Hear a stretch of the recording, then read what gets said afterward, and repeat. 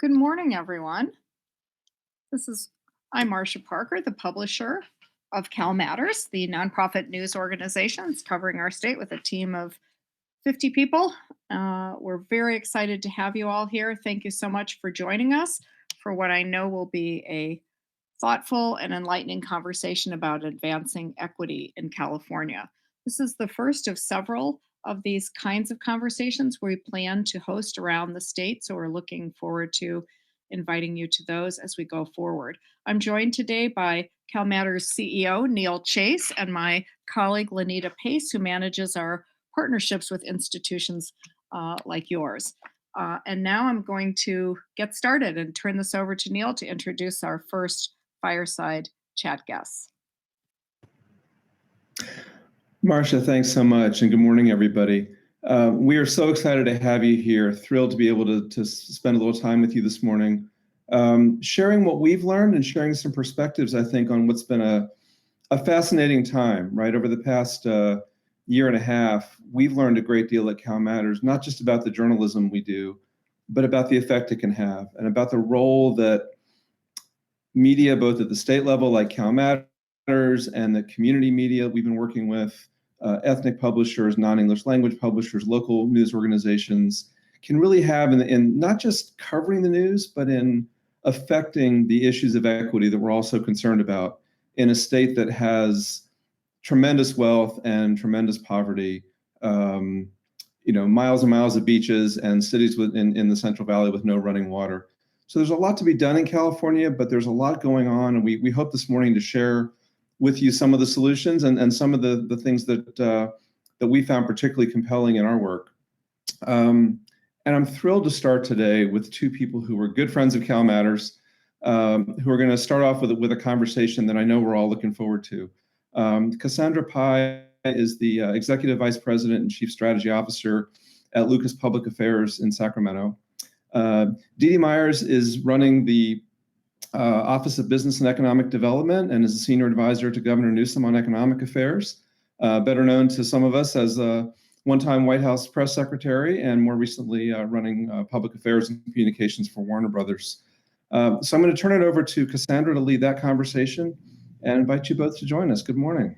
Good morning, Neil. Thank you so much. I'm also looking forward to this conversation. I'm not sure which direction it's going to take, but I know that Dee Dee is just the right person to have this conversation with me. And so I appreciate the opportunity to be here with her. I was going to read her entire bio, but you got through a lot of it. The two things I think I want to call out is that in addition to her service inside the White House, Dee Dee spent 6 years at Warner Brothers. And in addition to her role as a senior, actually executive vice president of worldwide corporate communications and public affairs, she also has CSR as a part of her portfolio. And so I think her comments and her experience are going to be really, really thoughtful and helpful, particularly to the group that you've got gathered here today. So I want to ask Dee Dee to come on and join me. Good morning, Cassandra. Good morning. Again, it's good to see you. You look great in red. Thank you. And I put my red glasses on to match yours. Yeah, exactly. So one of the first things I thought about relative to this conversation, and I like to do this anyway, is just what I have in common with you. We're both married, we're both parents, but we're both in that, I think, still that rare group of women who've spent time both at the senior levels of government as well as the senior levels in the private sector. You far more senior than me. I never worked in a White House. But what I learned in my experience working in those 2 years in the Schwarzenegger administration as a deputy chief of staff is that there's a little bit of a looking glass, and you got a 180-degree view on one side of it and a 180-degree view on the other side of it. And it was a really enriching and rewarding experience for me. I sort of felt like I just got better perspective.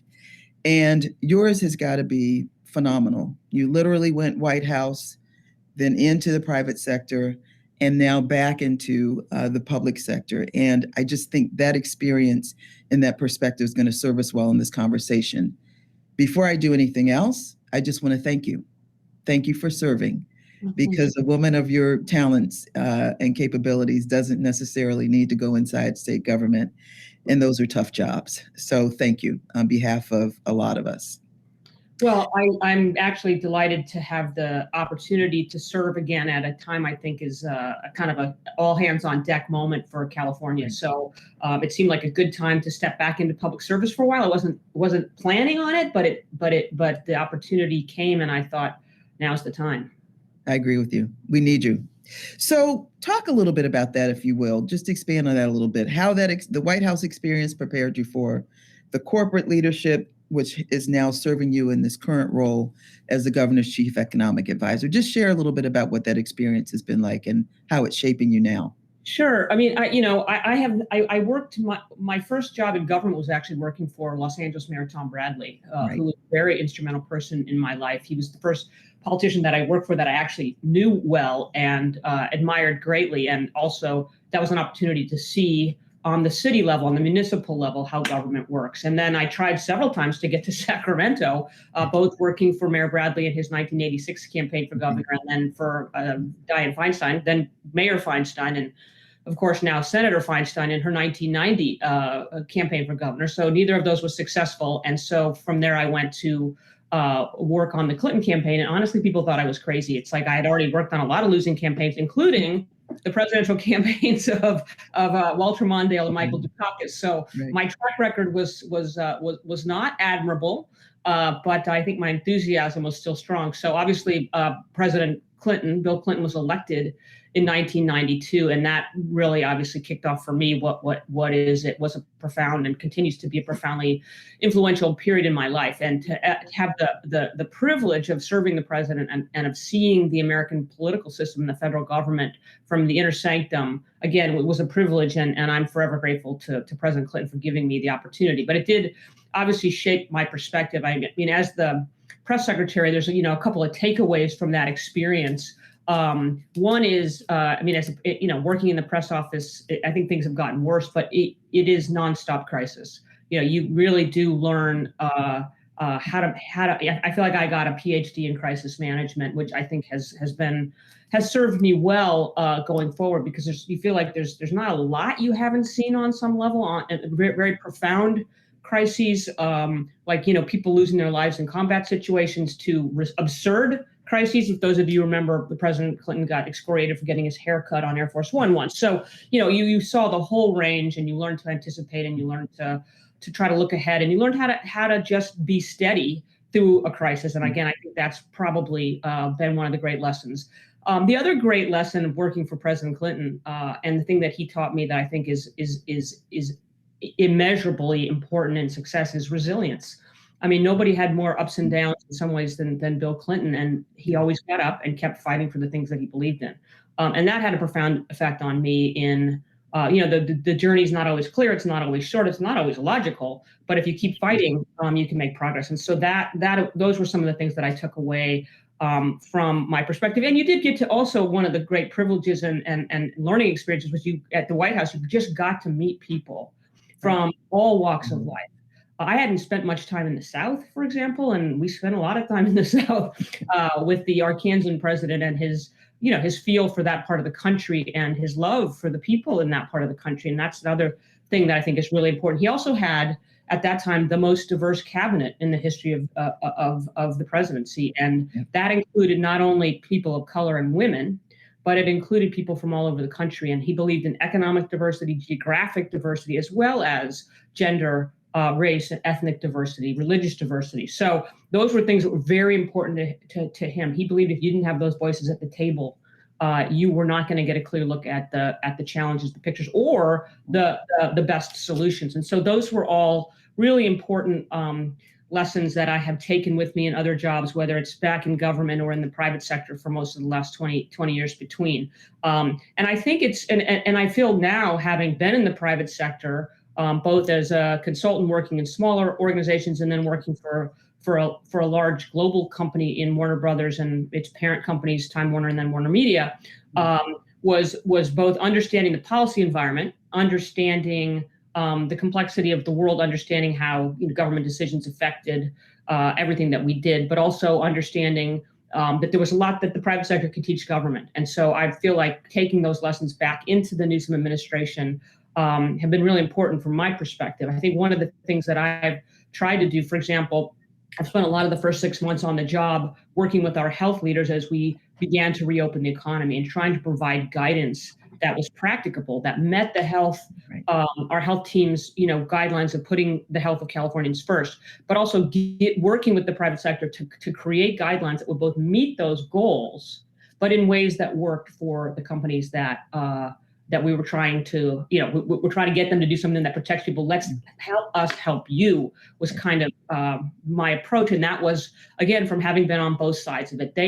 People in business know a lot more about how to run their businesses than people in government. And so we need to listen to them. That's not to say we need to compromise important values. It's just that we need to make the business community partners, because we can do much better job by working together.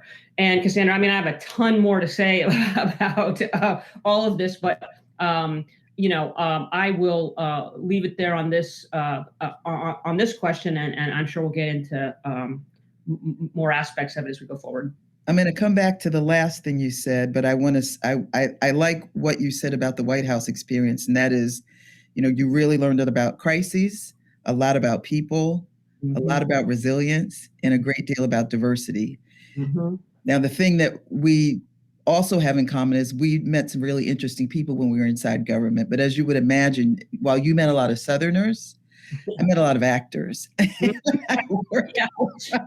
And very fit actors and people too, I would imagine. Absolutely. I still remember the day Danny DeVito popped his head into my office.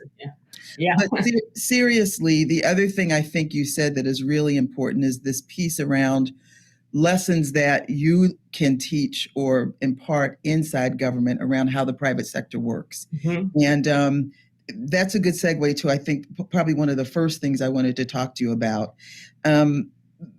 Marcia teed up some, in the opening, we teed up some very serious challenges the state is facing, crisis, to use your word, in some respects. So let's talk about both the role as well as the responsibility you believe corporate California has, just in terms of this myriad of challenges we face. But as you know, I want to really focus and hone in on economic mobility and on racial equity. And again, you've got great perspective, both those hats. What's your view on corporate California's role and really, serious focus on responsibility? What do you think? Yeah, I think the business community, the corporate sector, has a critical role to play as we try to move forward, not only to an equitable recovery from the current situation, which were two, right? They were two parallel crises: the pandemic and the economic results of that, the recession and the hardship that it created for so many people, even who weren't sick. There's no, and then we not only do we need to recover from that, right, but we need to go back now and start to address all the problems that existed before, that were in some ways exposed and in some ways exacerbated, right?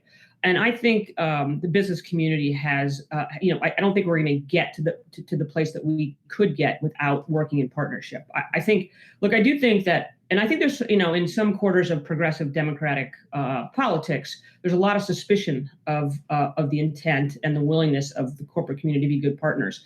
And I think there's a lot of reasons for that. There have been, since the Milton Friedman days of the 1970s, the sole responsibility of corporations in most leaders' views and corporate leaders' views was to serve the shareholders. That meant to make as much money as you could for the shareholders at whatever cost.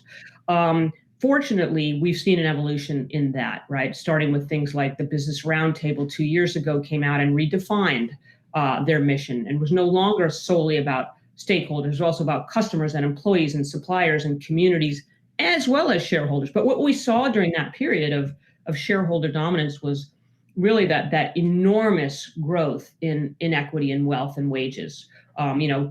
CEOs went from making 30, 40 times what the lowest paid employee, or even less, to making hundreds of times. And the wealth gap has become immoral, really, in I think many of our views, and unsustainable if we want an equitable, functioning society where everybody has a stake in it. So, and then I think the other kind of thing that we're seeing is this kind of ESG movement, just a different model of governance. And so, the corporate leaders are being held accountable for things like what are you doing about sustainability? What is your plan going forward? What are you doing about your workforce? Because you can't successfully govern without the support of the people that work with and for you. And I think we're seeing a lot of pressure coming from the employees, right? Putting pressure on their leaders to do things like diversify their leadership, create a more welcoming environment for all employees, regardless of race, ethnicity, sexual orientation, all the things that shouldn't matter to anybody's success or opportunity. So I think we need to continue to work together. I think we need to continue to put pressure on the business community, but I do think that they're responding, and I think enlightened leaders all over the country, and particularly in California, understand that. They understand that, companies with more diverse boards, for example, we've been seeing this for 2 decades now, are more successful, more women on boards, more people of color, more diverse perspectives. Yeah, they're more profitable. This isn't about making people feel good, right? It's about producing good results. So I think the role of companies in California is to obviously create jobs, create economic opportunities, but to do so in a way that creates opportunity for everybody, that lifts people up, that is environmentally not just conscious, but sustainable and hopefully forward-looking, and that understands that we're all invested in this together. And I do think there are, again, I think there are leaders like that all over the country and all over the world, but there are particularly, I think visionary leaders here in California who could be great partners. You talked about, quick follow-up question there. You talked about the diversity of the Clinton administration. Mm-hmm. Women, people of color, literally the most diverse, at least at that point, in our history. My own view is, as hard as we've tried and as diverse a state as California is, we're not really kicking it on all cylinders relative to diversity in our boardrooms, and more to the point, diversity in our C-suites. And women, but particularly people of color, and I'll even go even further and say particularly Black people. I mean, I think we've focused a lot on that question, certainly in the last year and a half. Give me a little bit of perspective on either what corporate California ought to be doing differently, and maybe in this case there is a role for government. Maybe you have a perspective there too. Well, it's true that corporate boardrooms are notoriously white and male, and they continue to be. Although, and progress is not as fast as it should be. Although, if you look at at people who've been appointed in recent years, mm-hmm. It does look a lot different. But when you have 8 or 9 or 10 or 11 or 12 board members, and you add 1 or 2, it still takes a long time to do anything that doesn't look. That really changes the dynamic around the board table. And we also know that you can't just put one, right? You can't put one woman or one Black person on a board or one person of color and expect that person is going to carry the weight of the entire community in all aspects, right? Mm-hmm. So I think there's a lot of sensitivity around that. I'm on a corporate board that went from having 1 woman on its board in the history of the company to now having 4 women out of 9 members and 1 person of color. So the board is now majority not white men, as much as we love our white men. And I think it has changed the dynamic in the boardroom dramatically. So, that's my own experience. And I think that's replicated over and over. As you know, the state of California passed and Governor Newsom signed a law that requires companies based in California to add 1 woman by, I don't have the, I think it was by the end of 21, and if they're and more, depending on how large the board is in the coming years. It might have been by the end of 2020 that all California-based companies. Cassandra, you may know off the top of your head. I should have. I thought it was 2022, but don't quote me. Yeah. So, but now there's going to be some challenges to that, and there are some ongoing legal challenges to that. But the point is that it's too bad we have to do it through legislation. But we will, and what people will find out is there are tons of qualified women. There are tons of qualified people of color. If you go out there and get them, put them on your board, you will improve the performance of your board because you will have a better understanding of the state where we do business, of the country where we live, of the dynamics and opportunities, across the community. So, I think you will probably see more of that in other states and possibly at the federal level. Going forward to try to force that, because it does make a difference. And you and I have both been in rooms, right, where we're the only and where we're not the only. And to be not the only completely changes the conversation. It does. It does. Yeah. And it changes policy and approach going forward. Yeah, no question about it. No question about it. And, I one industry, but when I joined Warner Brothers in 2014. And, it's a great company, an historic company, but it wasn't just Warner Brothers. It was the entertainment industry itself. I was surprised at how white and male it still was, because at least in Washington, there's a self-consciousness about the fact that there aren't more, right, that there isn't more diversity. And people will at least be a little, again, self-conscious that, gosh, it was still awfully, white. Yeah. In the entertainment industry, there really wasn't, and I was really surprised because this is an industry that considers itself very progressive. And then a couple of things happened that really began to accelerate change. One was there was this professor at USC named Stacy Smith, who's done a number of studies, but her first one was looking at directors of feature films. 4% of feature films were directed by women in her study before 2014. And when that study became public, long story short, the federal EEOC began an investigation. Like, why is this? And so all of a sudden, everybody was like, oh gosh, we don't want to get regulated. We don't want to have the feds coming in here and regulating us. We better start to think about this differently. And then Me Too happened. Right. So those two dynamics, the threat of federal regulation and the Me Too movement, which was obviously the most powerful, that Right. completely upended the culture of the industry and forced people to think differently about not just gender, but also race. And I think there's still a long way to go, Yes. but there's still pressure coming from the state legislature in terms of how we manage our film tax credit programs, but also from consumers, right? From audiences are saying, I want to watch In the Heights, and that's had its own controversy, or I want to watch, Black Panther. I don't just want to watch, whatever movies have looked like for so long. So that's an interesting example of pressure from 360 degrees, right? That is forcing that industry, not as fast as we'd like, but that is forcing change in an industry that didn't have to change for a long time because it was very financially successful, right? Controlled the culture in a lot of ways.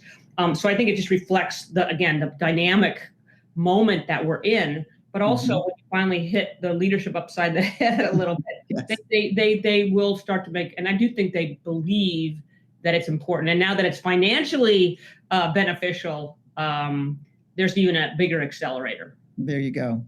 And my spidey sense is it's not just the entertainment industry. Lots of sectors fall in that bucket. Right. So let's talk about this moment. And the moment I'm referring to is the moment that we've experienced since the murder of George Floyd.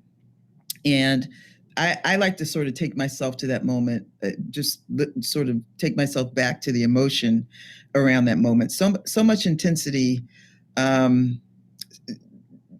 for probably 3 to 6 months afterwards. And you probably remember this. I know I followed it. The Wall Street Journal estimated that in the 6 months that followed George Floyd's murder across the country, companies pledged about $35 billion in commitments towards racial equity efforts. Our firm, LPA, tracked responses from California companies. That too was widespread. We didn't put a dollar amount on it, but lots of commitments around recruitment and hiring, board composition, expanding partnerships with Black-owned businesses. So we're over a year now. What's your perspective on any evidence of real action? And I want to focus on California. I just thought that Wall Street Journal number was important. But what are you seeing in California relative to moving the needle around racial equity in any real way? Yeah, it's a great question. And the short answer is I haven't tracked it in any kind of, measurable way. So it's sort of, it's my impressions. I certainly think there is more attention to it. And I think that the employee base at a lot of companies are keeping the pressure on. And I think that's critical, right? So I think consumers and employees have to do that. They have to expect more because it's easy to just get back to the challenges of running a business and let those things that were urgent become a little bit less urgent. So I think the leadership needs to continue to keep the pressure on too. I think that and I think it's hard to build the infrastructure, right? We've done there's some things that are existing, but so many of the things that we've been talking about for a long time, the infrastructure just doesn't exist, like apprenticeship programs, or how do we create better partnerships? Because everybody wants that, right? California wants it. Our community colleges and state colleges, for example, are eager partners in how do we identify, and we're working on this, but how do we identify, industries that are growing that will provide not just jobs, but careers. Yes. With opportunity, and how do we bring people into and prepare them for those jobs, and then set them out, again, working with our corporate partners and business leaders to put them on those meaningful career tracks in high road jobs and not just wage jobs. So I think those conversations are ongoing, but I think there's a lot of work to do. So, and then look, there's a lot that companies can do on their own, like in terms of recruiting. at all the usual places, but really making more of an effort to go and to recruit people. And what I'm hearing from companies is more of a willingness to take people that they think, rather than expecting somebody. And I think there's been a little bit of we've been a little of the victims of our own success in California, which is a lot of businesses can get people who are already qualified, right? They've already had some experience, right? Okay. Because people want to come, they want to work for these, whether it's aerospace or commercial space or tech or biotech. But now what companies are seeing is, no, we can get people who are talented and who are eager and are ready, but they just don't have the experience. So let's bring them in and give them the experience. Let's put them in mentorship or apprenticeship kinds of programs, and then they can grow with the company. And what the companies are finding is that that's a very successful avenue, that you build a lot of, first of all, you train people to do the things you need them to do, but you build a lot of loyalty both ways. People believe in the employee that they're invested in, and the employee believes in the company that's invested in, believed in them. And so that ends up being and we need more of that. That just ends up being a successful model for the companies that are willing to, to take the time. But it pays, again, it's one of those things that you do the work up front and it pays a long-term benefit. But we need more of that. And we also, some of the solutions are long-term, but we need to get more kids, right, through high school, we have the best higher education system in the world in California. Our K through 12 is getting better. We've been able to invest a lot in it in the last couple of years. We have a long way to go, but our community colleges and our Cal States and obviously our UC system are, just graduating and educating tens of thousands of Californians that are qualified to do all kinds of different jobs, and they're extremely diverse. Those institutions are extremely diverse. And it's one of the things we hear from businesses all the time. One of the reasons they like to be here is because not only the UCs, but because of the community colleges in the Cal States, there's just this, we have one of the most I think we have the highest number of post-secondary degrees of any state in the country. And so we need to continue to build on that and make sure people who are getting into that pipeline don't all look the same. You talked about infrastructure needed to drive this kind of change. I was talking to Marcia about this when we were planning this session. It feels to me like we also need a handful of people with a skill set to move some of this forward. And I can't describe it or define it. I've seen it work well. Folks who are listening in are going to hear from one of my friends, Jonathan Mays, today, who's driving, equity and DEI inside of Albertsons Safeway and doing it really thoughtfully and strategically and using resources really well. But for me, he's got a very unique skill set as well as a unique point of view. Mm-hmm. And I kind of want to take a Jonathan and bottle him, if I could. What's the answer there? How do we get that skill set on a management and leadership side to start to drive some of this kind of programming and thinking, that you just talked about forward? I think it's got I don't think there's a silver bullet, right? But I think there's a lot of pressure points where we can drive it. So one is inside the individual companies. As you noted, CSR was part of my responsibility at Warner Brothers, and it was something that was sort of different when I came. It was kind of just a menu of good causes that the company supported. And while I think while I was there and those other things were happening in the background, both the threat of federal regulation, the Me Too movement, but also I think an evolving sense, and certainly one that I brought was let's figure out what our priorities are, right? And then what is our core competency as a company? Where can we add value, right? What can we do that will help change our industry? Because that's something we know about, right? We can give money to a lot of good causes, but we can give something more to try to bring diversity into the industry. And so we created some programs to try to try to provide more skills training for people into those below the line job, but the really good jobs are often union jobs that have good benefits. They're career track jobs. So it's whether it's building sets or lighting or gaffing or all the things that we see on the end credits of a movie. Yes. They're actually great jobs. And so we started to work with some of the community partners that do that train people to try to grow those programs, to try to invest in those programs, to try to make sure that we were doing our part because we could provide jobs on productions for people coming out. It's a complicated process. We didn't get it as big as I think any of us would have liked, but it's still a work in progress and it's still ongoing. So I think there needs to be leadership in companies to say, what can I do in my industry, not only to provide money, right, but to provide skills and resources that we uniquely have, and then to provide the job opportunities on the back end. So I do think that ecosystem has to be, every company in every industry has to be really has to take that on. And it is hard.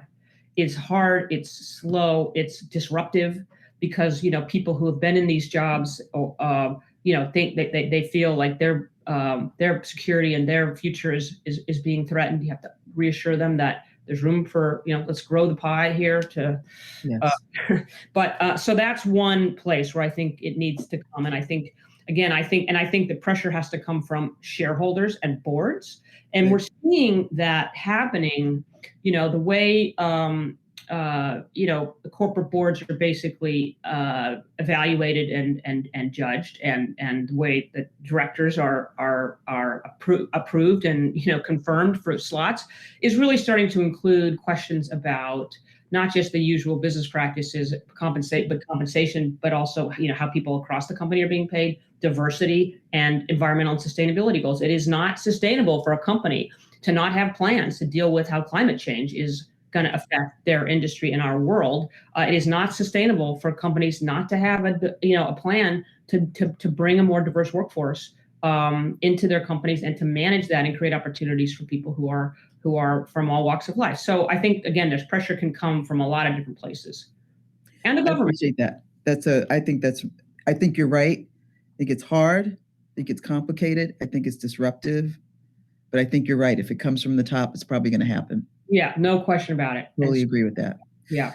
So Dee, I'm getting a note that we're going to start to take some questions from the audience. I have one more, but we'll see how it goes. I certainly want to give people a chance to get some thoughts into you. This is a question from Janet Clayton, and it's you probably know her, and it's about homelessness.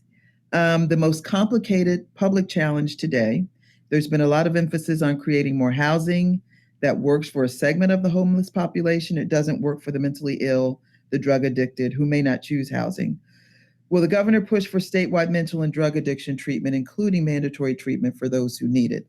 And before you answer, let me just say, if others have questions, go ahead and pop them in the chat. If you don't, I've got plenty more questions for Dee, but we certainly want to hear from our participants. So let me hear your thoughts on homelessness. Yeah, and thanks for that question. And yes, Janet and I have known each other for a very long time. As I travel around and talk to business leaders, right, as I was particularly in the last 6 months, both coming on board and also trying to help work through the pandemic, the number one thing I heard from business leaders was the housing and homelessness as a symptom, but more than that, right? It's a symptom of a lot of things. One of them is the cost of housing, and one of them is the complex situation around social services, right? Since we shut down institutions back in the Reagan years. So as you know, the governor's making a huge commitment to homelessness in this budget. I think the number is $7 billion. And one of the things that he's done and has shown some success is buying, old motels and other, buildings, and transitioning them to both temporary and more permanent housing for the homeless. That cannot be successful without the kinds of wraparound services that so many people, most people who are homeless have. It's not just one thing, right? Some families just need a place to stay and they can get back on their feet. Many more people have mental health, substance abuse, other challenges, and getting them the kind of support that they need to be able to transition into something else is extremely difficult. It was easy. We've been dealing with this since I was working for Tom Bradley, and Janet was covering, those issues for the LA Times. So there is no silver bullet, but the governor is investing in that as a way to try to first get people off of the streets into a place, provide the services that will help keep them from going right back onto the street the minute they walk out the door or decide that they've had enough of whatever's going on. So so the other part of Janet's question was, is the governor going to, what was it? Is the governor going to provide some require state services? Yes. Is he going to? Yes. Statewide mental and drug addiction treatment, including, and this is the key, I think, mandatory treatment for those who need it. Yeah. That's not happening yet. And I honestly don't know where that will go. There's a lot of complexity around that, as you all know, just in terms of what's legally allowable and where the resources come from. As you know, the healthcare system in California is like so many things. It's decentralized. The counties have primary authority for health, which was something that we dealt with in the pandemic, right? Local health officers could supersede the state's orders on pandemic regulations, for example. So we do have to do more, and we do have to find a way to move people who may not be able to make decisions in their own best interest into the kinds of treatment, whether it's mental health or alcohol, drug treatment. I don't claim to have the answer to that one, but it is, again, number one thing I hear as I travel around from the business community, because they can't. Obviously it's a huge. It diminishes the quality of life for the people living on the street as well as everybody else. It's not safe for anybody, and it's also expensive, and it's really hard to recruit or invest in creating a new facility or a new plant or opening a business, because the cost of housing makes it really hard. Among other things, but that's certainly at the top of the list. We're here to talk about corporate responsibility, though. And so let me just ask, this was not a part of her question, but is there anything or something that companies can do, particularly at the local level? Is there any investment companies ought to be thinking about making as we think about homelessness and the housing challenges? And again, we're talking about the private sector, so yeah, I thought I'd ask. I mean, some companies, Amazon, Bezos made a $2 billion commitment to deal with it, mostly in the Seattle area, obviously where Amazon's corporate headquarters is. So I think that is certainly something that companies can do.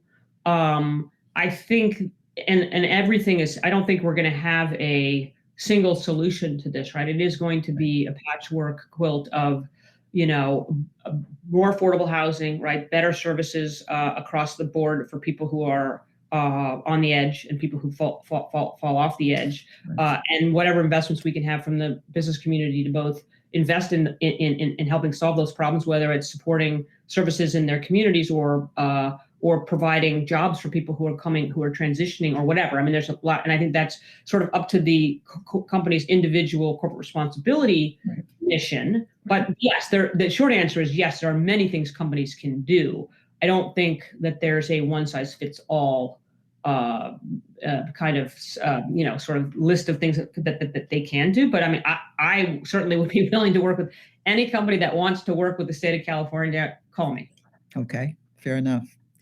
So a couple more minutes, and I didn't get any other questions, so I'm going to go back to my list. And you are Dee Myers, you're CEO of Dee Myers, Inc., and I'm your CSR officer with responsibility for some region in the state. Back to racial equity, back to economic mobility. What are your expectations of me? How would you define success? If you had your own investments to make, what would you do? I mean, I'm sort of giving you a palette and a blank piece of paper, and what would you do? You've seen a lot, you've done a lot, you've learned a lot. Yeah. What would you do?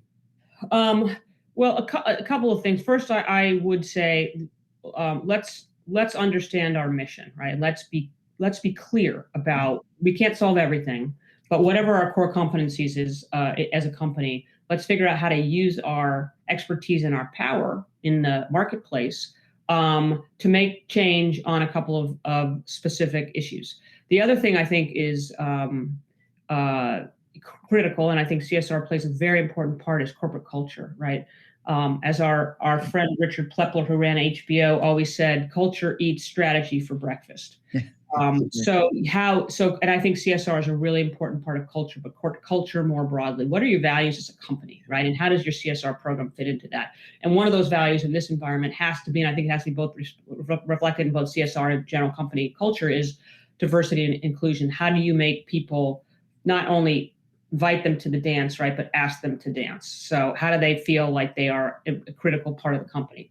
And one of the things you have to do that, and this is again both in the CSR and the general culture, is you have to measure.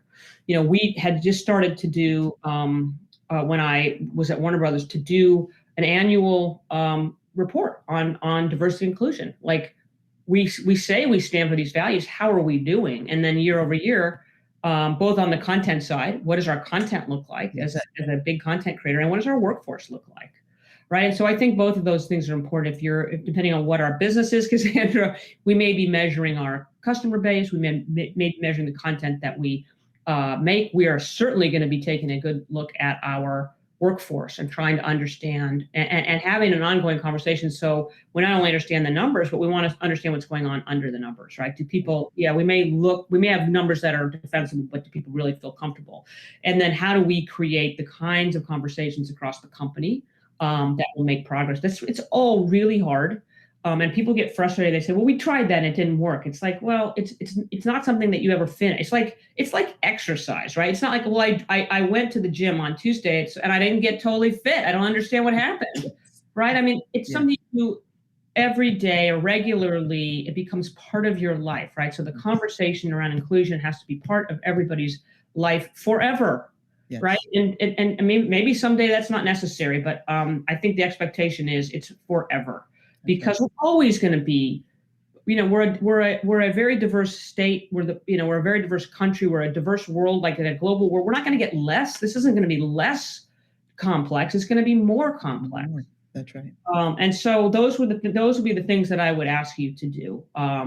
Because I really do believe in really defining the mission. Because I think if you don't know what you're trying to accomplish, then you can do good things, but you won't have the kind of really focused impact that you can have if you know what you're trying to accomplish. And then you come up with you build a culture that supports it, and then you have a strategy to get there. And I found that the people they really appreciated it. The people that worked at Warner Brothers, for example, they really appreciated they wanted to be part of the company. They wanted to know what the company was for. And then when they liked the mission, they wanted to be part of that. And that really helped build, again, that culture and that loyalty and that sense of purpose. And here's what we're trying to do together. And it made people feel good about going to work. Not everybody, agreed on where we ended up, and that conversation could be ongoing. But at the end of the day, it really was a really important and an incredibly positive part of the culture.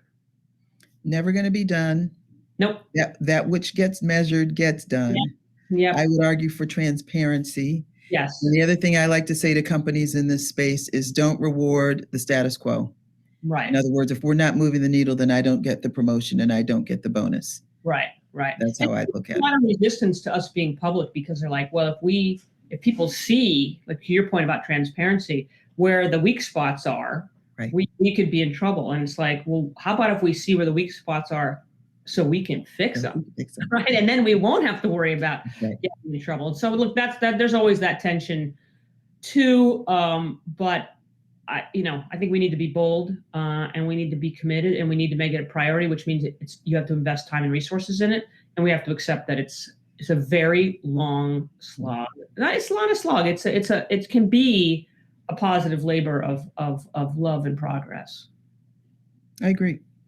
Well, on that note, let me thank you for spending the morning with me. Great to see you again. And I think I speak for all of us when we say we're standing by to help you in your mission to support the governor, and really appreciate the experience and know-how that you bring to the mix. And so best of luck to you. And again, thank you so much for serving. And thank you for being with us this morning. Thank you, Cassandra, and thanks to CalMatters for bringing everybody together. So absolutely. All right. All right. Turning it back over.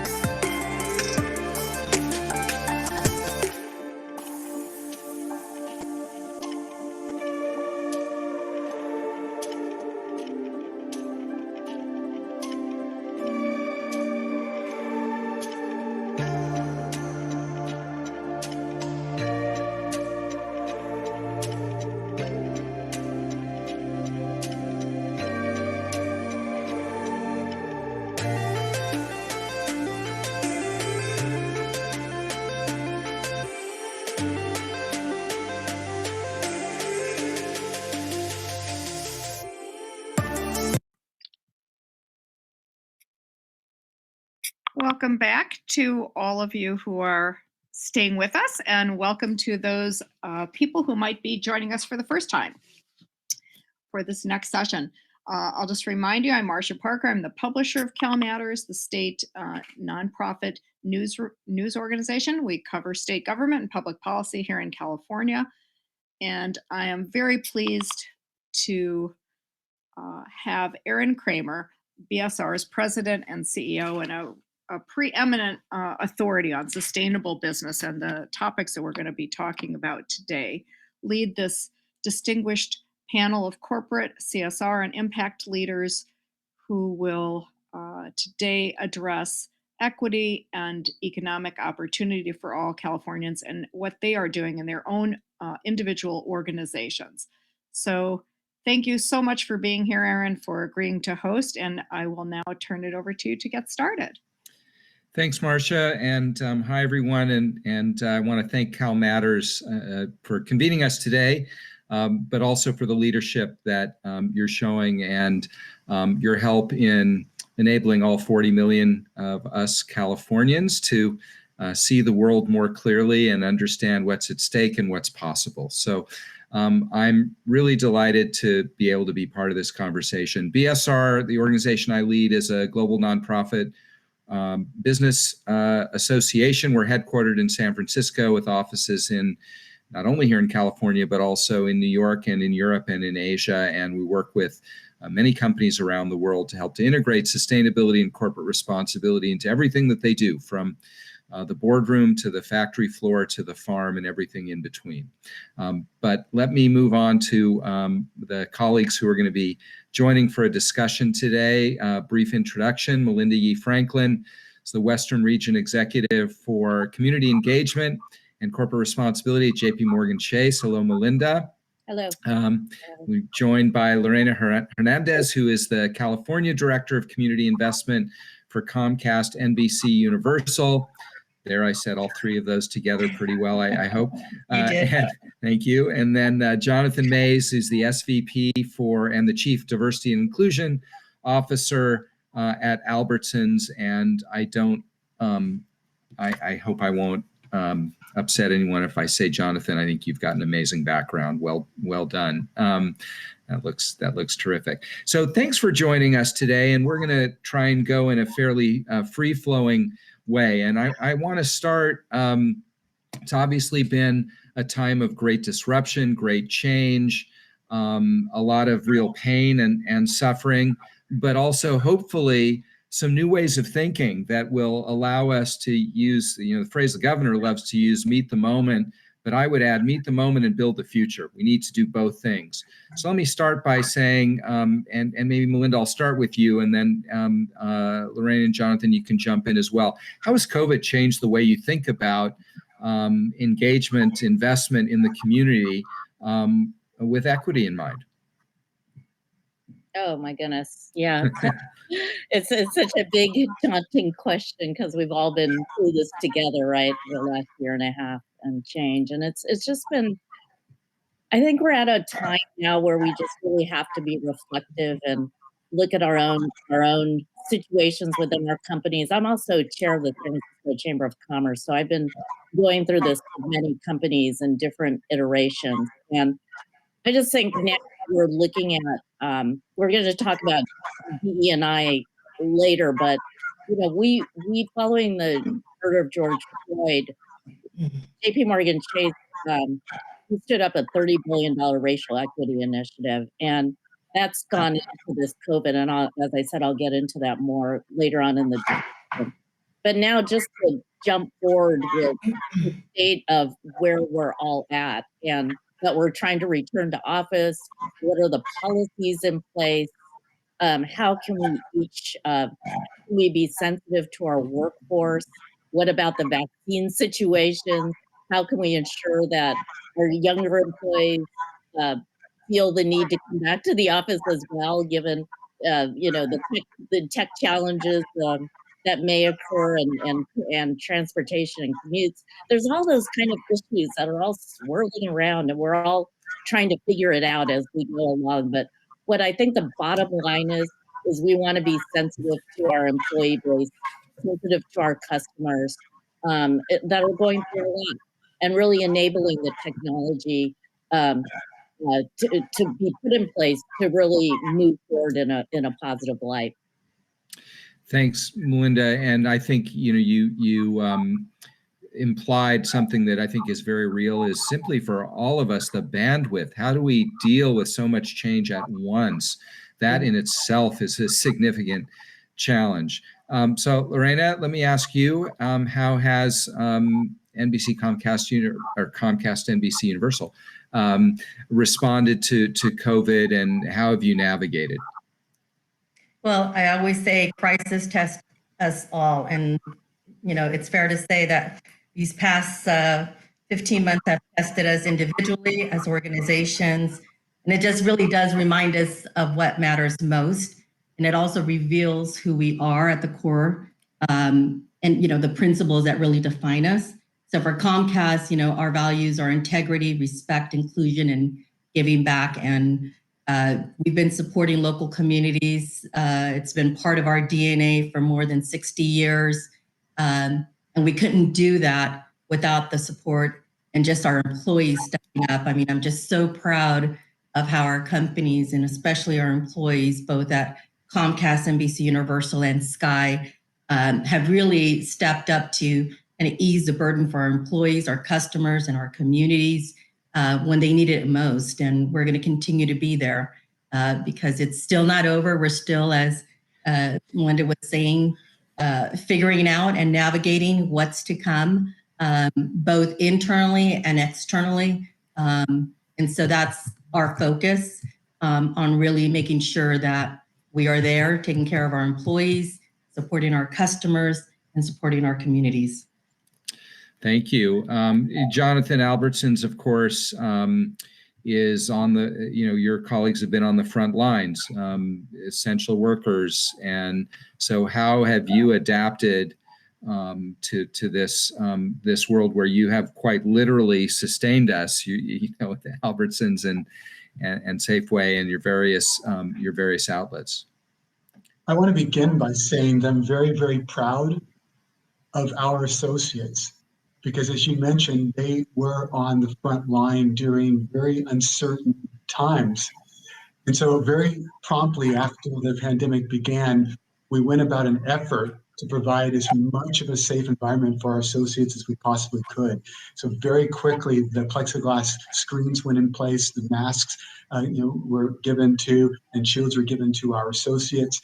We started figuring out how folks can get through our stores in a way to minimize contact with others. And so it just really began fundamentally with protecting our associates, because if our associates could feel safe, then it helped create an environment where our customers could feel safe as well. So we've done a lot of things to really try to support not only our associates, but communities. And so philanthropy is one of the ways that we have done that. But more importantly, again, it just all begins with a focus on helping our customers know that it's a safe place to come and our employees know it's a safe place to work. Well, I'm glad you mentioned that. Philanthropy, of course, is important. We'll be talking a lot about it. But what a company does in its core operations is ultimately so important. It touches so many people's lives very directly, not only employees, but also customers and others.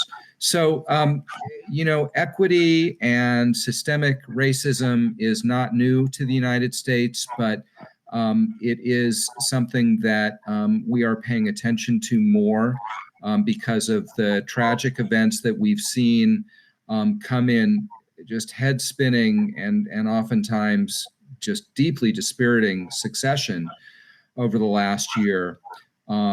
It didn't stop in Minneapolis last June. How are you thinking about equity and inclusion, and both as the absence of barriers for people, but also the opportunities that can be created to close the income gap, the wealth gap that is so real and so persistent? And I'll go in reverse order. Jonathan, maybe start with you on that.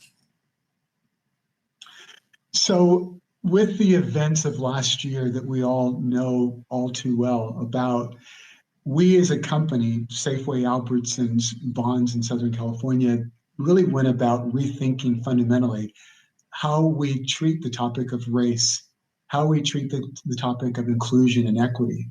And so we had a couple of town halls with thousands of people, and our CEO was on it, and I was one of the speakers as well. And we announced to our workers a policy that has to do with our overarching aspiration. Who do we want to be as a company? What do we aspire to be? What are we seeking to be, not only now, but 5 years from now in terms of our journey? And so we have an aspiration. In addition to that, we have a strategy, which we call a framework, that has 6 elements to achieve that, beginning with how do we hire, how do we develop people once they join us, how do we promote, how do we make decisions about how we promote, how do we engage with communities that we serve, how do we measure our progress towards achieving our targets, and those sorts of things. In addition to that, we also have embedded really the culture of inclusion, where we have 2-hour highly interactive conversations that are facilitated just to help people better understand how they can be inclusive, how they can treat people like they themselves would like to be treated. We've had stories of people talking about how, for the first time, they understand the doors are invisible doors are open to them. They're not open to some other people who are not like them. We've had stories about people who were brought up in South Africa and through apartheid, and how they better understand now how different they should be viewing the world then. So just the evolution in their own thinking has been described. And so we're doing a lot, continue to do a lot to really embed a culture of welcoming for everyone, for our customers and for our associates who work in our stores and our vendors as well. So everyone feels that they get the courtesy, dignity, and respect that they should be entitled to. Lorraine, before I come to you, Jonathan, I have a follow-up for you. California, is not a unitary state. There are a lot of different opinions within the state of California. The Central Valley is very different than Berkeley, where I live. And of course, Albertsons operates, I think, 35, 37 countries, states around the country with different opinions. How do you communicate differently? How do you align a consistent set of values when you encounter a very different set of attitudes in different parts of the state and different parts of the country? So thank you for the question. And the answer is there are certain things that are non-negotiable. There are certain things that are part of our ethos, part of our values. And it's true, I'm sure, for my colleagues joining us today. We respect everyone. We treat everybody with courtesy, dignity, and respect. And it's like the book, Good to Great, where this is the bus, these are the seats on the bus, and we're headed in this direction. And if you are not able to treat our customers with the courtesy, dignity, and respect that we believe they deserve, then maybe another company is for you, because that's not who we are. Are we perfect? No, no one is perfect. But in terms of what we stand for, what we believe, it's the same across the 35 states and DC where we operate, across 300,000 associates that we have. And we're committed to that. Just, 2 weeks ago, I did a conference call with nearly 2,500 people and our CEO, all of our 2,300 nearly store directors and management. And so we made it very clear to them. We also have made it clear to our associates who work in the store with what we call huddles. Just, again, messages to them saying, this is who we are. This is what we stand for. This is what we expect of everyone who walks in our stores as an employee or otherwise. Well, people are looking for that, and I think the rising generation is particularly looking for that. I'm going to come back later to ask about the business voice, which is becoming more expected and more important.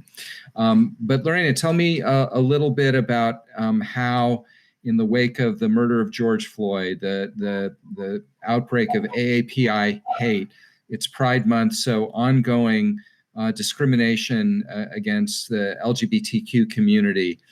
How are you thinking about equity differently than maybe you were a year ago? And I certainly don't mean to imply you weren't thinking about it before, but I think we've all really tried to take stock. How has that worked for you? Like you said, like Jonathan said also, we've been working with our partners on creating, just a just and equitable world. And, working closely with our partners on many fronts, whether it be bringing broadband and digital skills to training underserved families, to creating opportunities for underrepresented entrepreneurs, small business owners, amplifying diverse voices. We're just really committed to leveraging our unique platforms to help that create positive change externally. Internally, we also have doubled down and really reevaluated a lot of the things that we're doing. And we have hosted, DE&I days, really empowered our employees with, tools, meeting them where they're at. As Jonathan mentioned, lots of really open dialogue and conversations about what was happening, what is happening, how we can continue together to move forward. We also made a commitment as a company of really, helping to support underrepresented communities more than doubling down on that. Made a commitment of allocating $100 million that will be distributed over 3 years, because as we stated, this is ongoing. It's not going to happen overnight. And we're going to focus on specific areas, social justice, employees, media awareness and education, digital equity, and then really creating small business opportunities for our underrepresented diverse communities. It's really interesting, Lorena, because I've been doing work on corporate responsibility since 1995. And in the last year, I think I've heard two words you used 100 times more frequently than in the past: justice and equity.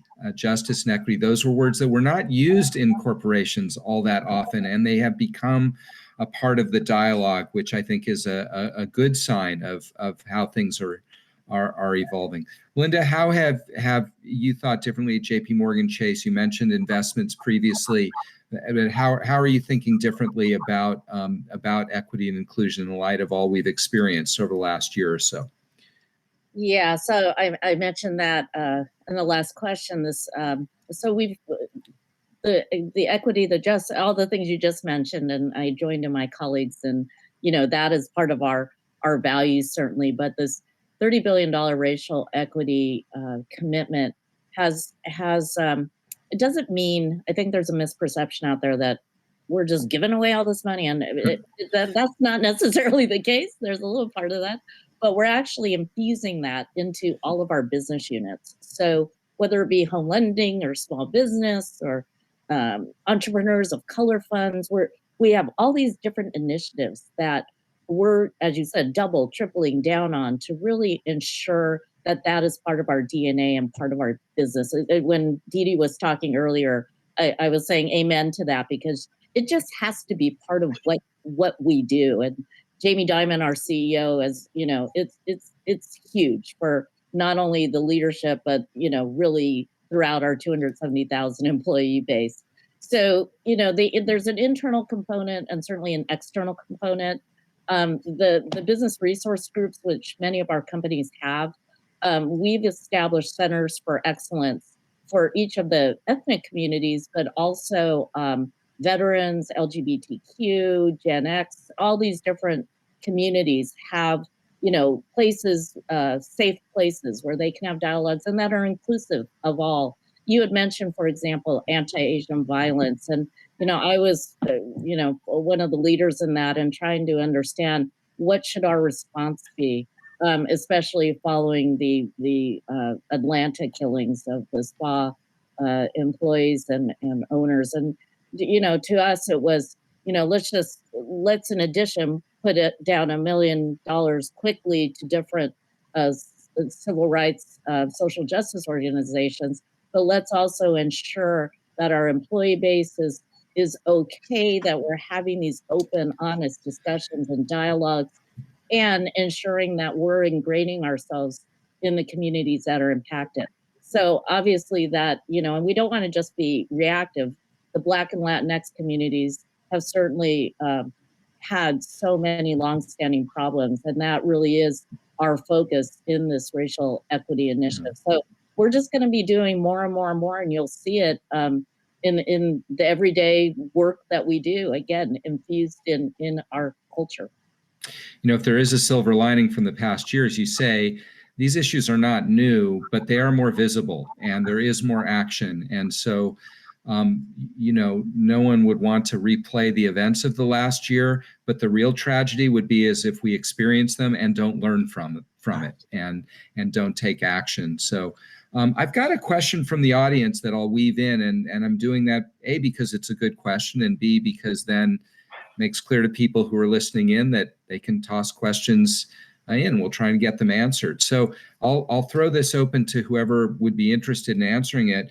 How do wages and pay scales figure in equity plans? It's not just about you know, opportunities. It is about you know, dollars in people's pockets. So have you changed the way you're thinking about that?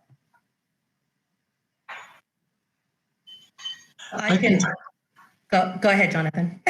I was going to say, because our workers at the retail level were on the front line, voluntarily and early on, we instituted something called appreciation pay in recognition for, frankly, some of the challenges some of our associates faced with people coming into our stores saying, I don't want to wear a mask, get out of my way, let me buy.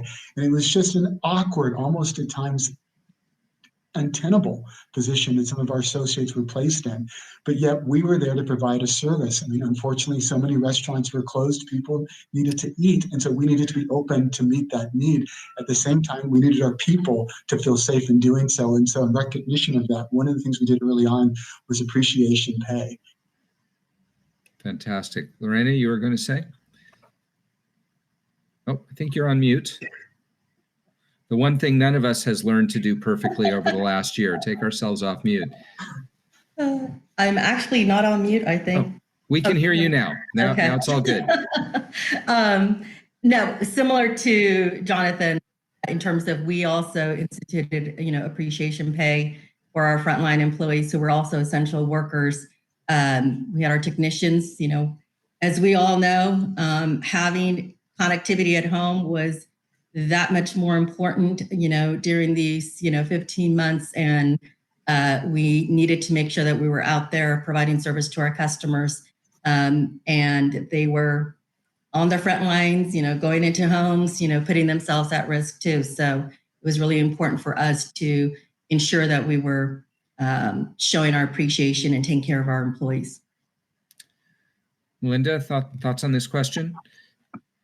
Yes, so I would say similar. And then in addition, just this morning, we got an email from our leadership team just about that whole piece of work-life balance for all of us, right? So not only our frontline workers, but also all of us, because we've been living it, right? So just, you know, elements of hours and what time zones people are in, and being sensitive on weekends if applicable. So just making sure that we're taking care of each other, not only our teams, but just each other, because it's just overwhelming for many people especially as we make this transition. So I think just being super conscious of that, because there is a huge burnout rate, right? And we see, you know, when you look on LinkedIn, how many job opportunities there are right now. There's a lot. The workforce is definitely evolving and changing. So how do we keep and retain our talent?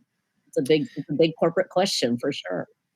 Well, language is so interesting, and I'm hearing, I think at least two and maybe all three of you talk about the word care, which has also become much more visible, much more explicit, and there's a lot of talk about the care economy. My opinion is we're all part of the care economy right now, because we're all feeling so stretched, and you know, we're not robots. This has been a really taxing time, and how can we make sure that people can thrive, can decompress as best they can? It's not simple. Jonathan, I'm reading. Maybe you want to say something on that. Well, I just agree with what you're saying. And I was just thinking about my whole philosophy as a manager with regard to remote working. And I think a lot of us have evolved in our thinking. I hate to confess, but we'll keep it real here. I was not one of those who embraced remote working pre-pandemic. But now I think we all agree, or nearly all agree, that it's much more effective than a lot of us thought in terms of people's ability to do work. And then to Melinda's point, sometimes we're going above and beyond the hours that we used to work when we were in the office. Even with regard to how we hire folks, right? I recently hired someone to be a manager on my team. And in the past, it was a no-brainer. I work in Northern California. This person's going to move from wherever they are to Northern California. Not so now. I mean, I've met colleagues that have been hired during the pandemic who ordinarily would be at corporate where I work, but no, they're working from all over, and they don't plan to move anytime soon, from all over the US. And so, I mean, just fundamentally, I think all of us have agreed that we thought how we think about the work paradigm. Our company doesn't plan to go back to the office until January of next year, but even then, like some of you, we're not going to be coming back at full force all at the same time. So again, this pandemic really and COVID has really fundamentally caused us to rethink how we go to business, how we operate in our back offices and other locations. Lorraine and Melinda, are the changes permanent, or are we going to snap back to 2019 at some point soon? Well, I'll just say it's to be continued. For us, for example, we're now back to 2 days a week in the office. After Labor Day, it'll be 3 days a week, and we'll just kind of, it's a work in progress, right? See how it's going. Let's evolve. Let's have rotational schedules. Let's ensure that our workers are feeling safe, healthy, that it's okay. So it just really depends on what how it shakes out. Hopefully this variant will not come back. Hopefully the whole vaccine situation is there's just too many question marks still. So work in progress, but we're going to be sensitive to our coworkers as we go through this. We currently have, like I mentioned, there's some of our employees that are the essential workers that are on the front line, both our technicians and our retail. There are others, that have continued to work remotely, and we're still going to be testing. Is it going to be a hybrid, or are you going to have certain folks, still remain working from home? Just the nature of, the external affairs team, which I'm a part of, we're always in the community, so we're always working remotely and have been using technology. So for us, the pivot wasn't as stark as it has been for others, but we do know that in order to work remotely, you do need to make sure that you have that connectivity, and so that's why we doubled down our efforts to make sure that we were accelerating our efforts to close the digital divide, especially amongst the families and individuals that didn't have access. Yeah, the equity of connectivity is so crucial, and Comcast, of course, is a big part of making that a reality. It's funny, as we've returned to socializing last month or so, there's COVID cocktail party chatter. What is your office doing? That seems to be the icebreaker of the moment, in as I learn to socialize with people again, in 3D. Let me ask, before we do try to bring in some other questions from the audience, let me talk about the climate crisis, because that's something that, again, didn't start in 2020. And, for those of us in California, I'm in Berkeley, where it's in the high 50s and foggy. The two states to the north of us are suffering unspeakable heat, just unspeakable heat. So climate and resilience and human resilience, how are your companies thinking about that? And especially when we've had so many things that are so urgent, how are you thinking about responding to climate in terms of quite literal sustainability and human sustainability? Good. I'll go first.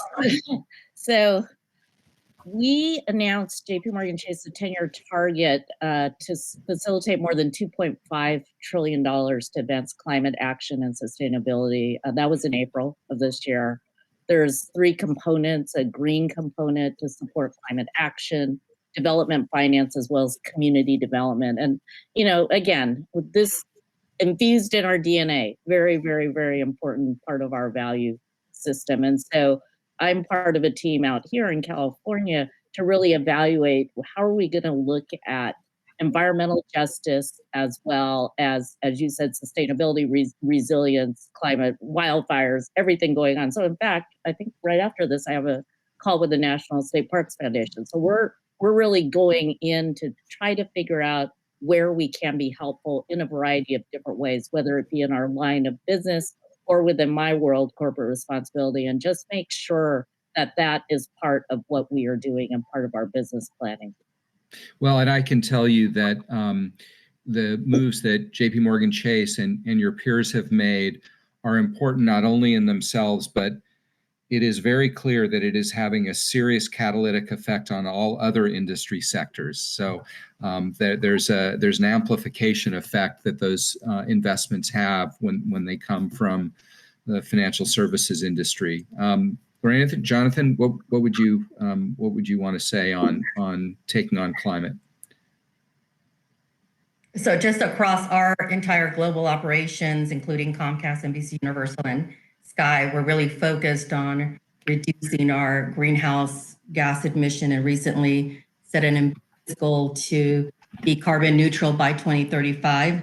And we're going to be focusing on sourcing renewable and clean energy, improving our energy efficiency, measuring and reporting on our emissions annually, working in the communities, especially here in California.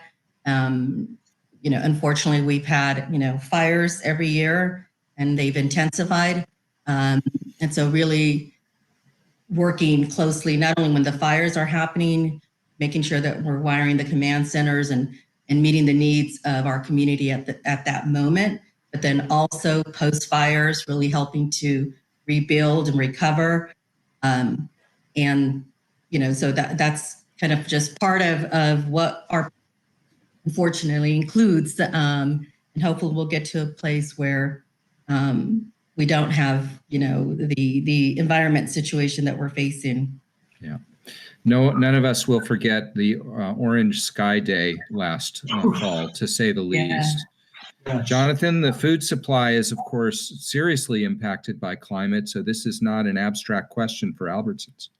Not at all. I'll just give a couple of examples of things that we are doing.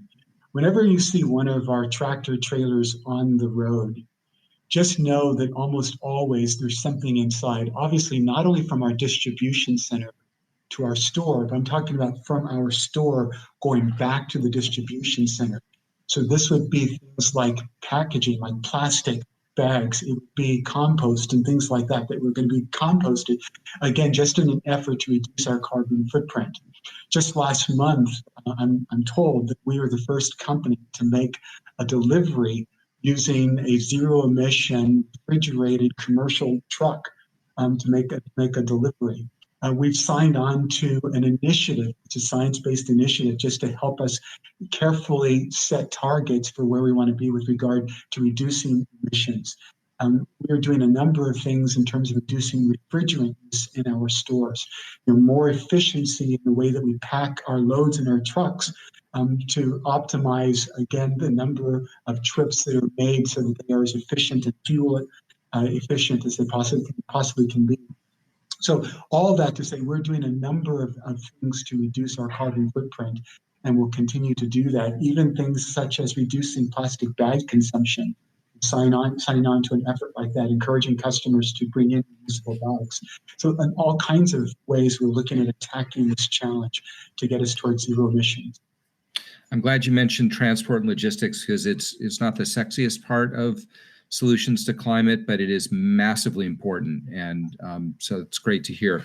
I'm getting some questions in from the audience, so let me turn to those. The first one I'm going to build on. So this is a question that talks about, and pardon me looking over so I can make sure I do justice to the question. Part of addressing systemic racism and racial equity requires, obviously, public policy and legislative solutions. So what is the role of companies more broadly, not only on that question, but more broadly in terms of focusing on supporting public policy to eliminate systemic racism and to promote racial equity. And I would broaden the question out and say this is another sea change.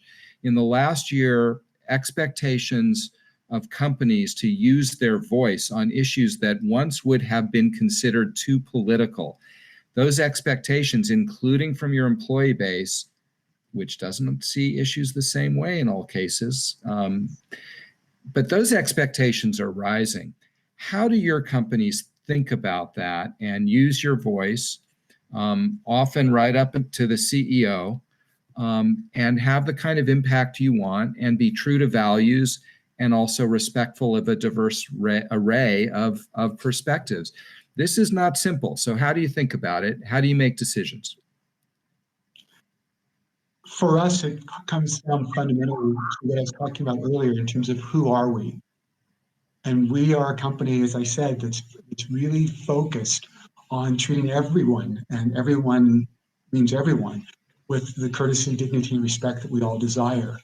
And so I can tell you it was with much delight that we issued as a company a social media effort, Twitter, LinkedIn, other places, with regard to voter suppression laws that some states have passed or attempted to pass, basically saying that that is not consistent with our values and is consistent with what we believe a democratic country should have as a focus and as a goal.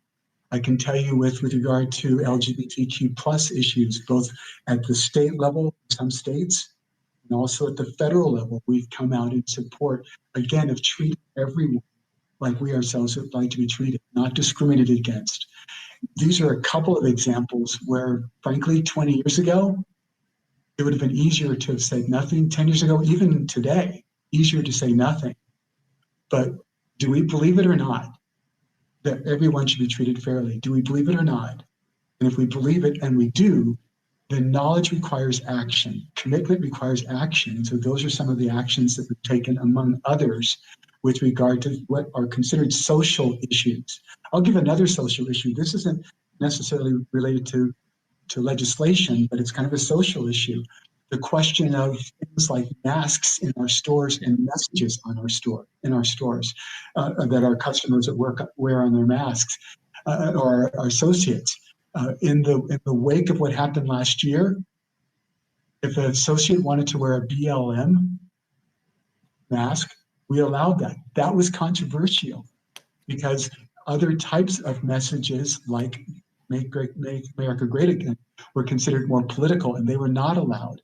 And so these were hard, if you will, positions, arguably, that we took because we believed it was the right thing to do, because BLM we saw as social justice, Make America Great we saw as political. And so we took a stand where in one instance it was fine, BLM fine, but Make America Great Again, not to be partisan, but again, it's a political issue. So we said, no, that's a hard decision that upset some of our customers. We probably lost customers over it. But again, we took the hard stand because we fundamentally should be treated fairly.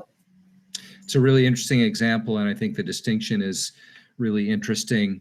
Linda, maybe if you don't mind, I might put you on the spot a little bit because Jamie Dimon, you mentioned him earlier, is one of the most visible CEOs in America, and he's pretty outspoken, and I've heard him speak about everything from executive pay to racial justice. He wrote, I think it was about a 60-page letter that was partly about traditional business questions, but partly about the role of business in society. How is that received internally and externally? Yes. None of us will tell Jamie what you say in response. So. This is being recorded. No, yeah.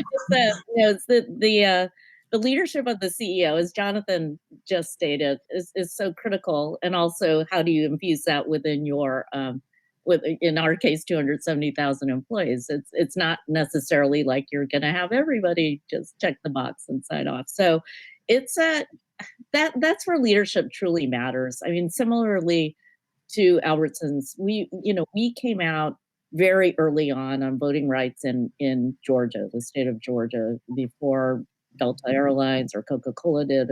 It was something that was so important to us. Very deliberative process. I know that question was asked, how do you come to decide these things?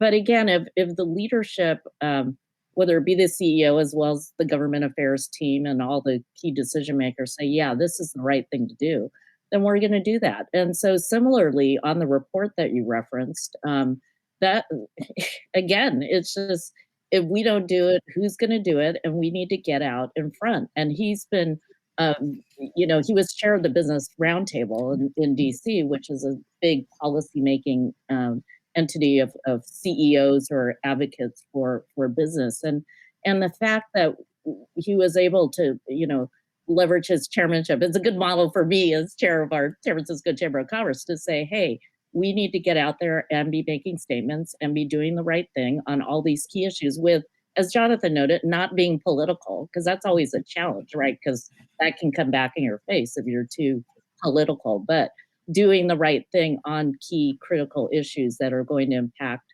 not only your workforce, your customers, but also society. So just very, very important. And again, I couldn't be more thrilled that I work for a company that's able to take a stand on these issues versus being at a place where super cautious, oh, we should engage in this, we should just like let other people do it. I'd rather be on the forefront and be part of that change. Lorena, and of course the media have been on the front lines in a deeply polarized environment. So there's almost two layers of this question for you. What do you do, and then what do you reflect back out into the public? Well, it comes down to our values, and one thing is to have words of stating that our values are integrity, respect, and inclusion, and giving back. But as Jonathan said, you also have to act upon it. And for us, it was, again, our chairman and our leaders came out, against many things that were happening in 2020. But we also have our platforms that we can utilize to really tell the story in a diverse perspective and really give that. It's also using it as an education tool.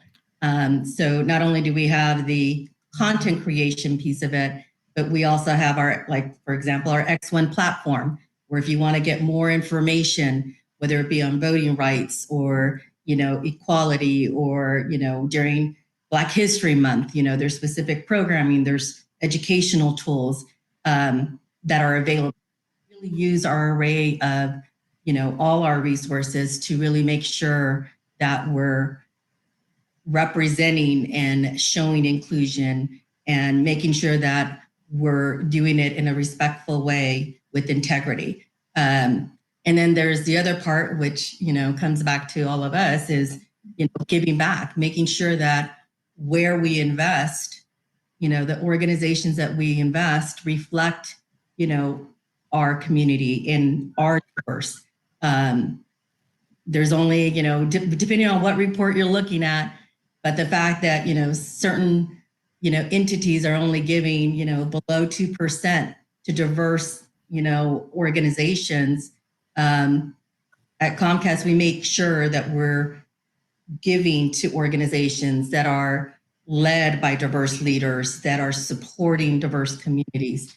So it's making sure that it's that holistic approach. Well, that last point, I'm glad that came up. That hadn't come up previously. I think it is crucially important. And I'm going to apologize to people whose questions we didn't manage to get to. I think it's because it's been a really rich conversation. I would just say that I've been working at BSR on these issues since 1995, and I've never seen a time of so much, not only activity, but also real ambition and, quite frankly, pretty honest debate over some persistent and really important issues. And so, we can all think about the things that have been pretty disastrous over the last year or so, but let's not forget that there has been some real change coming, and it's due to leaders such as yourself who are making a real difference with and through your companies, and then to the broader community and in the broadest terms possible. So I want to thank you for that, and also for a very good conversation this morning. So thank you for that, and I will pass back now to Marcia to take the program forward. Thank you.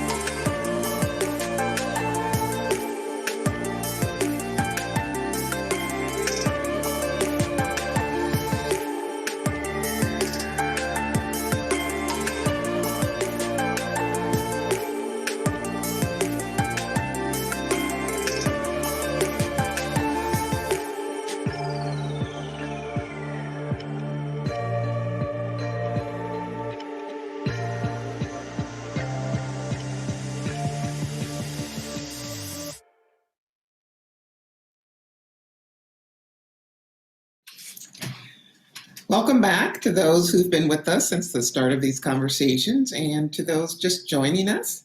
I'm Lenita Pace Hinton, Director of Development and Institutional Partnerships at CalMatters, and I'm pleased to introduce Joaquin Alvarado. Joaquin is a longtime media industry leader and advocate of communities of color, community-centered reporting, storytelling, and impact. He will lead this next panel that will focus on the role of media in our democracy and in advancing equity. Joaquin, turning it over to you. Thank you very much, and I appreciate the introduction, and also thanks to CalMatters for pulling this together. As you know, Lenita, the Studio to Be, which I'm one of the co-founders and partners at, has been a partner of CalMatters, and we certainly see the impact of its work since its founding. Honestly, it's been serving a really critical need in our state. Today's conversation, which I'm excited to have the opportunity to moderate, is on lifting up the voices of California's diverse communities, the role of local media. And we're going to be joined by Madeline Baer, the founder of El Tímpano, who's also a good friend and been a partner to the studio. Welcome, Madeline. We're also happy to have Mary Snap with us, Vice President of Strategic Initiatives at Microsoft and a close partner in their work to support and sustain local journalism. And finally, Judy Lynn, who is the editor of the CalMatters California Divide team. So welcome all of you. Nice to have you with us. Thank you. Thank you. I actually want to go around the horn here and just have everyone do just a couple minutes at the top about the work that you're helping to lead and facilitate, and then we'll dive in. We really want this to be a conversation, so we'll pass the ball around a lot. I'll be looking for questions in the chat. And Madeline, I'm going to start with you, and I would love for you to share a little bit about what it is that your organization does, but also why you came and how you came to that work. Yeah, sure. Thanks, Joaquin, and good morning. Thanks so much, CalMatters. It's really an honor to be a part of this conversation. I'm a journalist and media developer, and I'm the founder of El Tímpano, which is a Spanish language reporting lab designed for and with Oakland's Latino and Mayan immigrant communities. To answer your question, Joaquin, I'm an Oakland native, and I have always appreciated the diversity of my city, but don't see that diversity reflected in the media. And Latino and Mayan immigrants are the city's fastest growing communities today. But for the past 20 years or so, media that serves their needs and reflects their stories has really dwindled. And so El Tímpano was really designed to serve people who don't speak English, because for them, language is a huge barrier to accessing news and information and to having their voices heard. But of course, it's not the only barrier. And so we have a very unconventional approach to local news because we were really designed from the ground up. Before launching, for nearly a year, we spoke to dozens of community leaders and hundreds of immigrants to really hear what they want to see in local Spanish language media. And I'll just share a few of the things that we heard. People said, I want news that doesn't leave me in a panic, but that helps me take action. I want my voice heard by the wider community. They also told us that they don't commonly use websites or emails to get news and information. And so our mission is to inform, engage, and amplify the voices of Latino and Mayan immigrants. And our approaches have really been designed in collaboration with the communities that we serve, both through that listening process and through ongoing engagement with our audience. And so we have a few approaches. One is a community microphone that we designed in collaboration with local artists. And it literally goes into the streets to meet people where they're at, to libraries and churches and street corners. And we invite people to step up to the mic and share their stories. And then our second approach, and what we really expanded this last year, is a participatory reporting platform via text message. And so every week, subscribers receive news and information on issues that they care about and are invited to share their stories. Today, nearly 2,000 people subscribed to our reporting platform. They're primarily based in East Oakland, and it's an extremely engaged community. So more than half of them have actually written into El Tímpano in the past year to share their questions, their stories, or simply gratitude for keeping them informed. And then lastly, I'll talk about how we achieve that final part of our mission, which is to amplify their voices. So we partner with other media outlets to tell the stories and amplify and do more investigative reporting based on what we're hearing from the communities that we serve. And because we have this really engaged relationship with communities that are often described as hard to reach, we really have a unique ability to report on the issues that other news outlets aren't reporting on. So in the past year, we reported on how undocumented immigrants are faring a year after losing their jobs. We've reported on what virtual schooling is like for immigrant families. And we've done this in partnership with other media outlets. So we've partnered with the Oakland Side, with KALW, with El Tecolote. Just yesterday, our health and housing reporting fellow was on KQED to talk about his reporting on illegal evictions that community members were telling us that they were experiencing. And earlier this month, we celebrated our first collaboration with a global news outlet, The World, with whom we reported on remittances during the pandemic. And so that's just a bit about our model, really by creating a community first and providing news and information for that community. We're really building trust and advancing civic engagement and really seeking to diversify the voices and stories that are reflected in the media.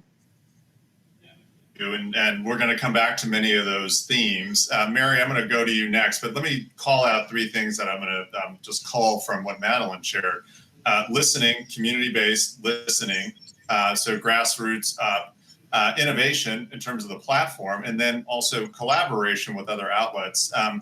We work together in terms of Microsoft's initiative, which you're leading up there. Give us a sense of how you guys are approaching this question and where is the initiative? What is it actually doing? But I think those three themes are well reflected in the work that you're helping to steward. Yeah, they absolutely are. And thank you so much for pointing me in the right direction on that question, Joaquin.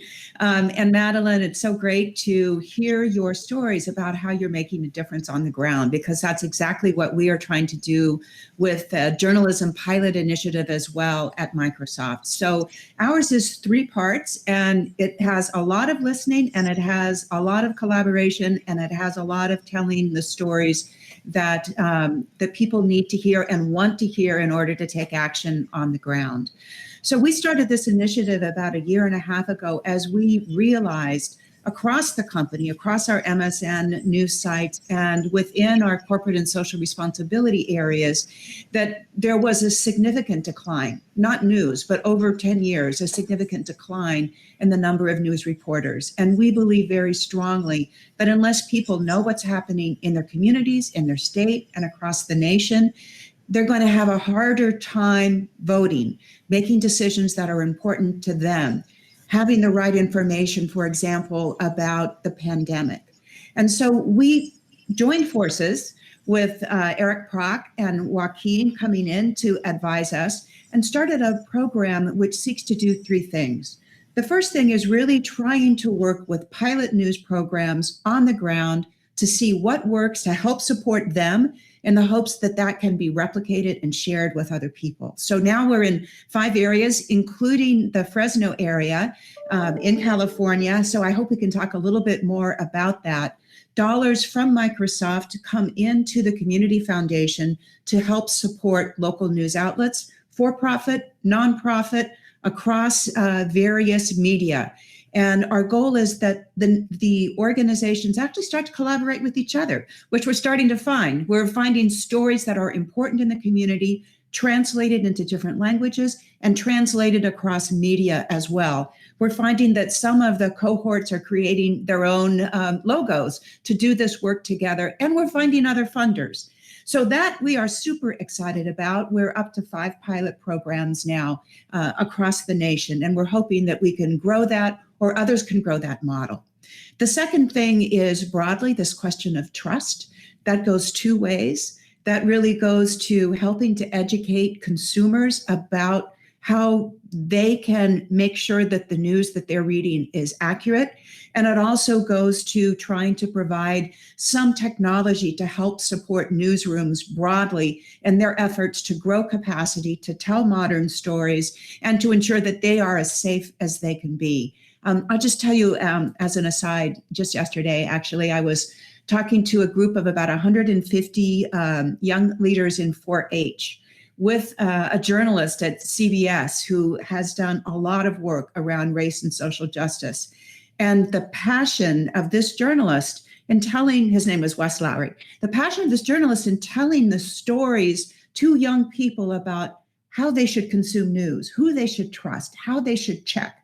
It was just visible. And so the more we can support those efforts, the better.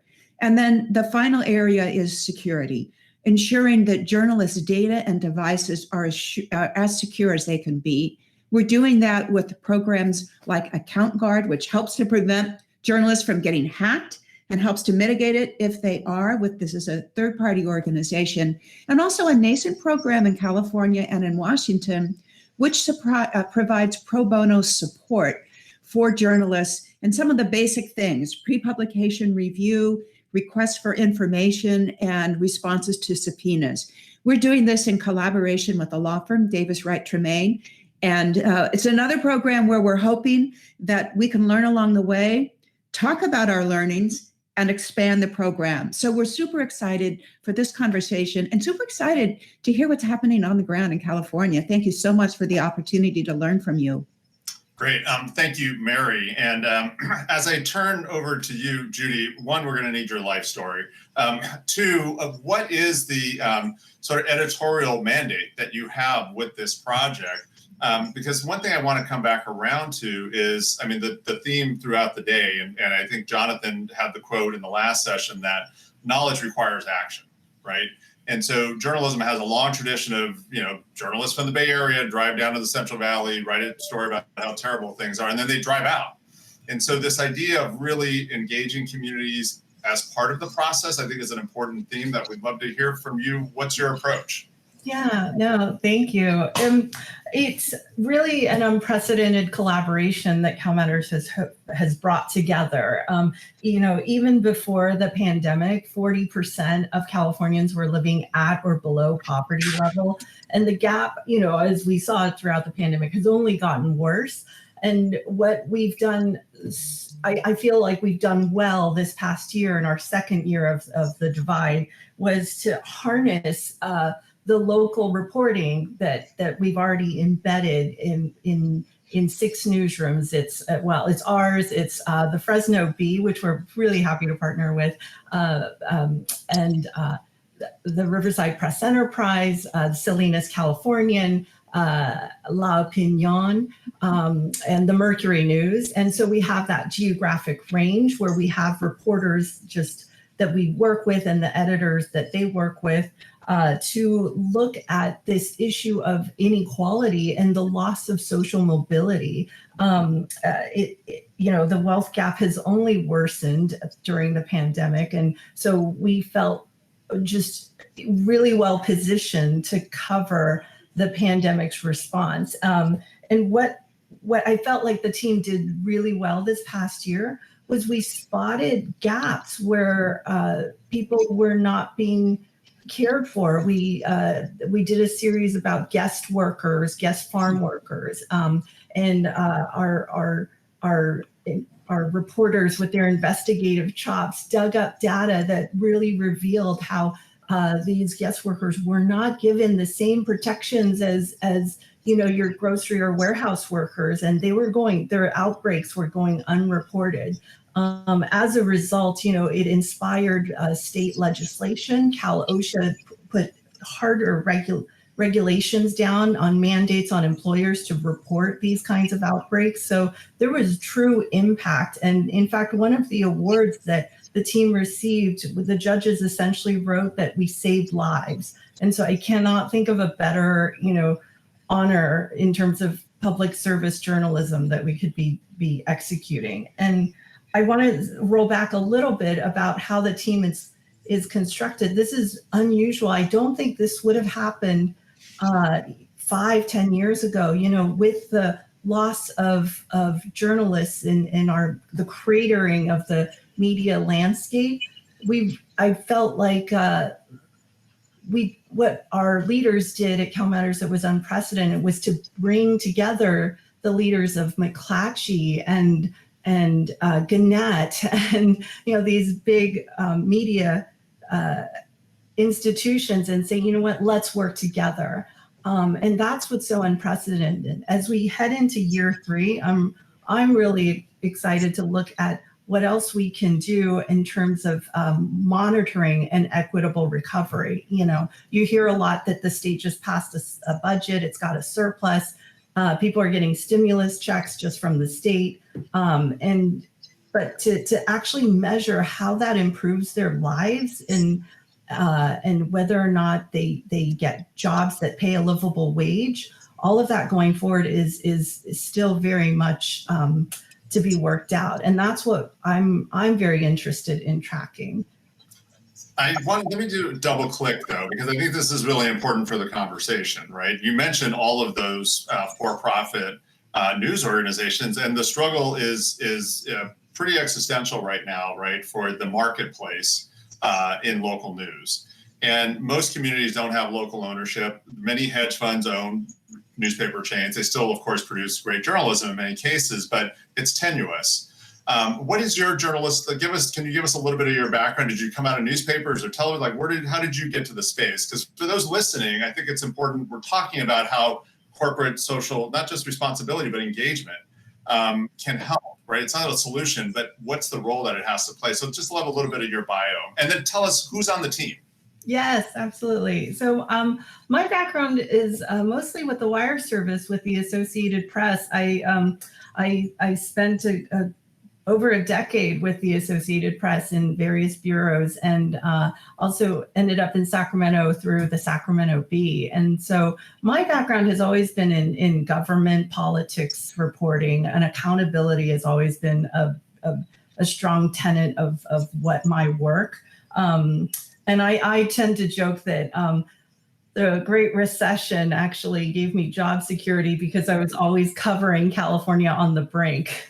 So that's sort of where I landed. And, I was an early defector to CalMatters. I saw this nonprofit. Everybody was, I have to admit, the press corps was kind of like, what is this? Are you going to compete? And it was very unknown to the others. But I think we've established ourselves as, high caliber journalism in focused on policy and politics. And I think what we've done well is to expand and supplement the ecosystem and help support it. And our collaboration, like the Divide, really exemplify that. So they should not feel like we are a threat. And so I feel like that it took a little bit of breaking down walls. A little bit about our team. We've got 2 reporters anchored with CalMatters, and it's Nigel Duara and Jackie Botts. Jackie just won a Pulitzer, not with us, unfortunately. We wanted her to get a Pulitzer with us, but with Reuters for previous work. She uncovered how the Supreme Court tilted cases in favor of police officers when they are involved in police shootings. So that was very tremendous. We also have Jacqueline Garcia at La Opinion. We've got Kate Samini at the Salinas Californian. And we have 3 new reporters through our partnership with Report for America who are joining us. Yeah, we Report for America has been one of our many funders, but they've been very, very supportive throughout this process. And we've got Melissa Montavo, Jesse Baden, and Genesis Charo Garcia. Yeah. Well, I think it's so important to hear all of that because it describes this estuary that we're in between the old models that worked didn't work perfectly, didn't work for all communities evenly, but they had an economic engine that did work. And also, just since you mentioned RFA, Mary, you guys recently announced a partnership. Will you just give us a little thumbnail on what Microsoft is also doing with RFA? Thanks. For America. Well, thanks so much. I am so excited about this partnership. We've just committed $500,000 to Report for America to put reporters in 5 different locations. And our focus is, in this case, on more rural areas. So there will be one in Wichita, Kansas. There'll be one in Oklahoma City. There will be one in Nogales, Arizona. 2 others, one in the South, Pine Bluff, I think, Arkansas. And we're just really excited about the opportunity there for, as Madeline says, stories on the ground that the community needs and wants to hear. We're just getting started with that one, and I can't wait to see where it takes us. Yeah, all hands on deck, I think, is one of the themes that this day should translate. And speaking of translation, Madeline, not to be too cheeky about it, but you mentioned the Mayan community. I'm from East Oakland, and my sister's a social worker, and her client base are Mayans, Hmong-speaking Mayans who live in East Oakland. When we talk about the diversity in California, it's almost like you could remove diversity. The entire state is diverse, right? Like there's not a single part of California that is homogenous at this point. But will you just give us a little color on what you mean by the Mayans are one of your main constituent groups? Yeah. Thank you, Joaquin. We estimate that 40% of our text message subscribers are Mayan Indigenous. And 60% are Latino Indigenous. And that is because, it is part of the growing and diverse and changing community of East Oakland that, talk about a news desert. There is really no source of local information that is really designed for the Mayan immigrant community. And so our text messaging platform is in Spanish. So the Mayan immigrants that we serve are folks who speak Spanish as a second language after Mayan. But we've been fortunate enough to find team members who are amazing young leaders in Oakland's Mayan Indigenous community who have helped us really design our outreach approaches and engagement approaches to reach Mayan immigrants. We're actually launching a misinformation campaign this summer to really reach Latino and Mayan immigrants with both text messaging content and popular education workshops to really train community members to understand what misinformation is, how they're targeted by misinformation. And one of the things that we've been learning, particularly from our Mayan engagement assistant, who's an amazing young Mayan journalist from East Oakland, named Wen Calm, what we're finding is that, Mayan Indigenous immigrants are extremely vulnerable to misinformation because there's such a lack of trusted institutions that really serve their community. And so that's why a lot of us have spoken about, trust as an important factor in really building new audiences and building engaged audiences, particularly with communities that have long been, neglected by the news media. Yeah, and if you were to take California, you could divide it in threes, and thered be the arterial vein of the 99 on the east side, the 5 down the middle, and the 101 on the west side. You could divide it top to bottom in thirds also, and in every one of those quadrants, right, you would have some experience at this level. I would call out the Hmong Americans who live up in Oroville, right? They're now 3rd, 4th generation. But arrived as an indigenous people not 30 or 40 years ago. So Judy, I want to come back to you on a question that's going to take me 2 beats to get out. But when you look across a state with as much complexity, right, not just diversity, but complexity as California has, we're not operating in a vacuum, right? Misinformation is alive and well. In fact, there are many financial incentives on certain platforms that fuel it. And in Stockton, I'm going to call out Stockton here, which would be in the middle of both thirds, right? If you were to divide the state of California. So maybe it's a bellwether community.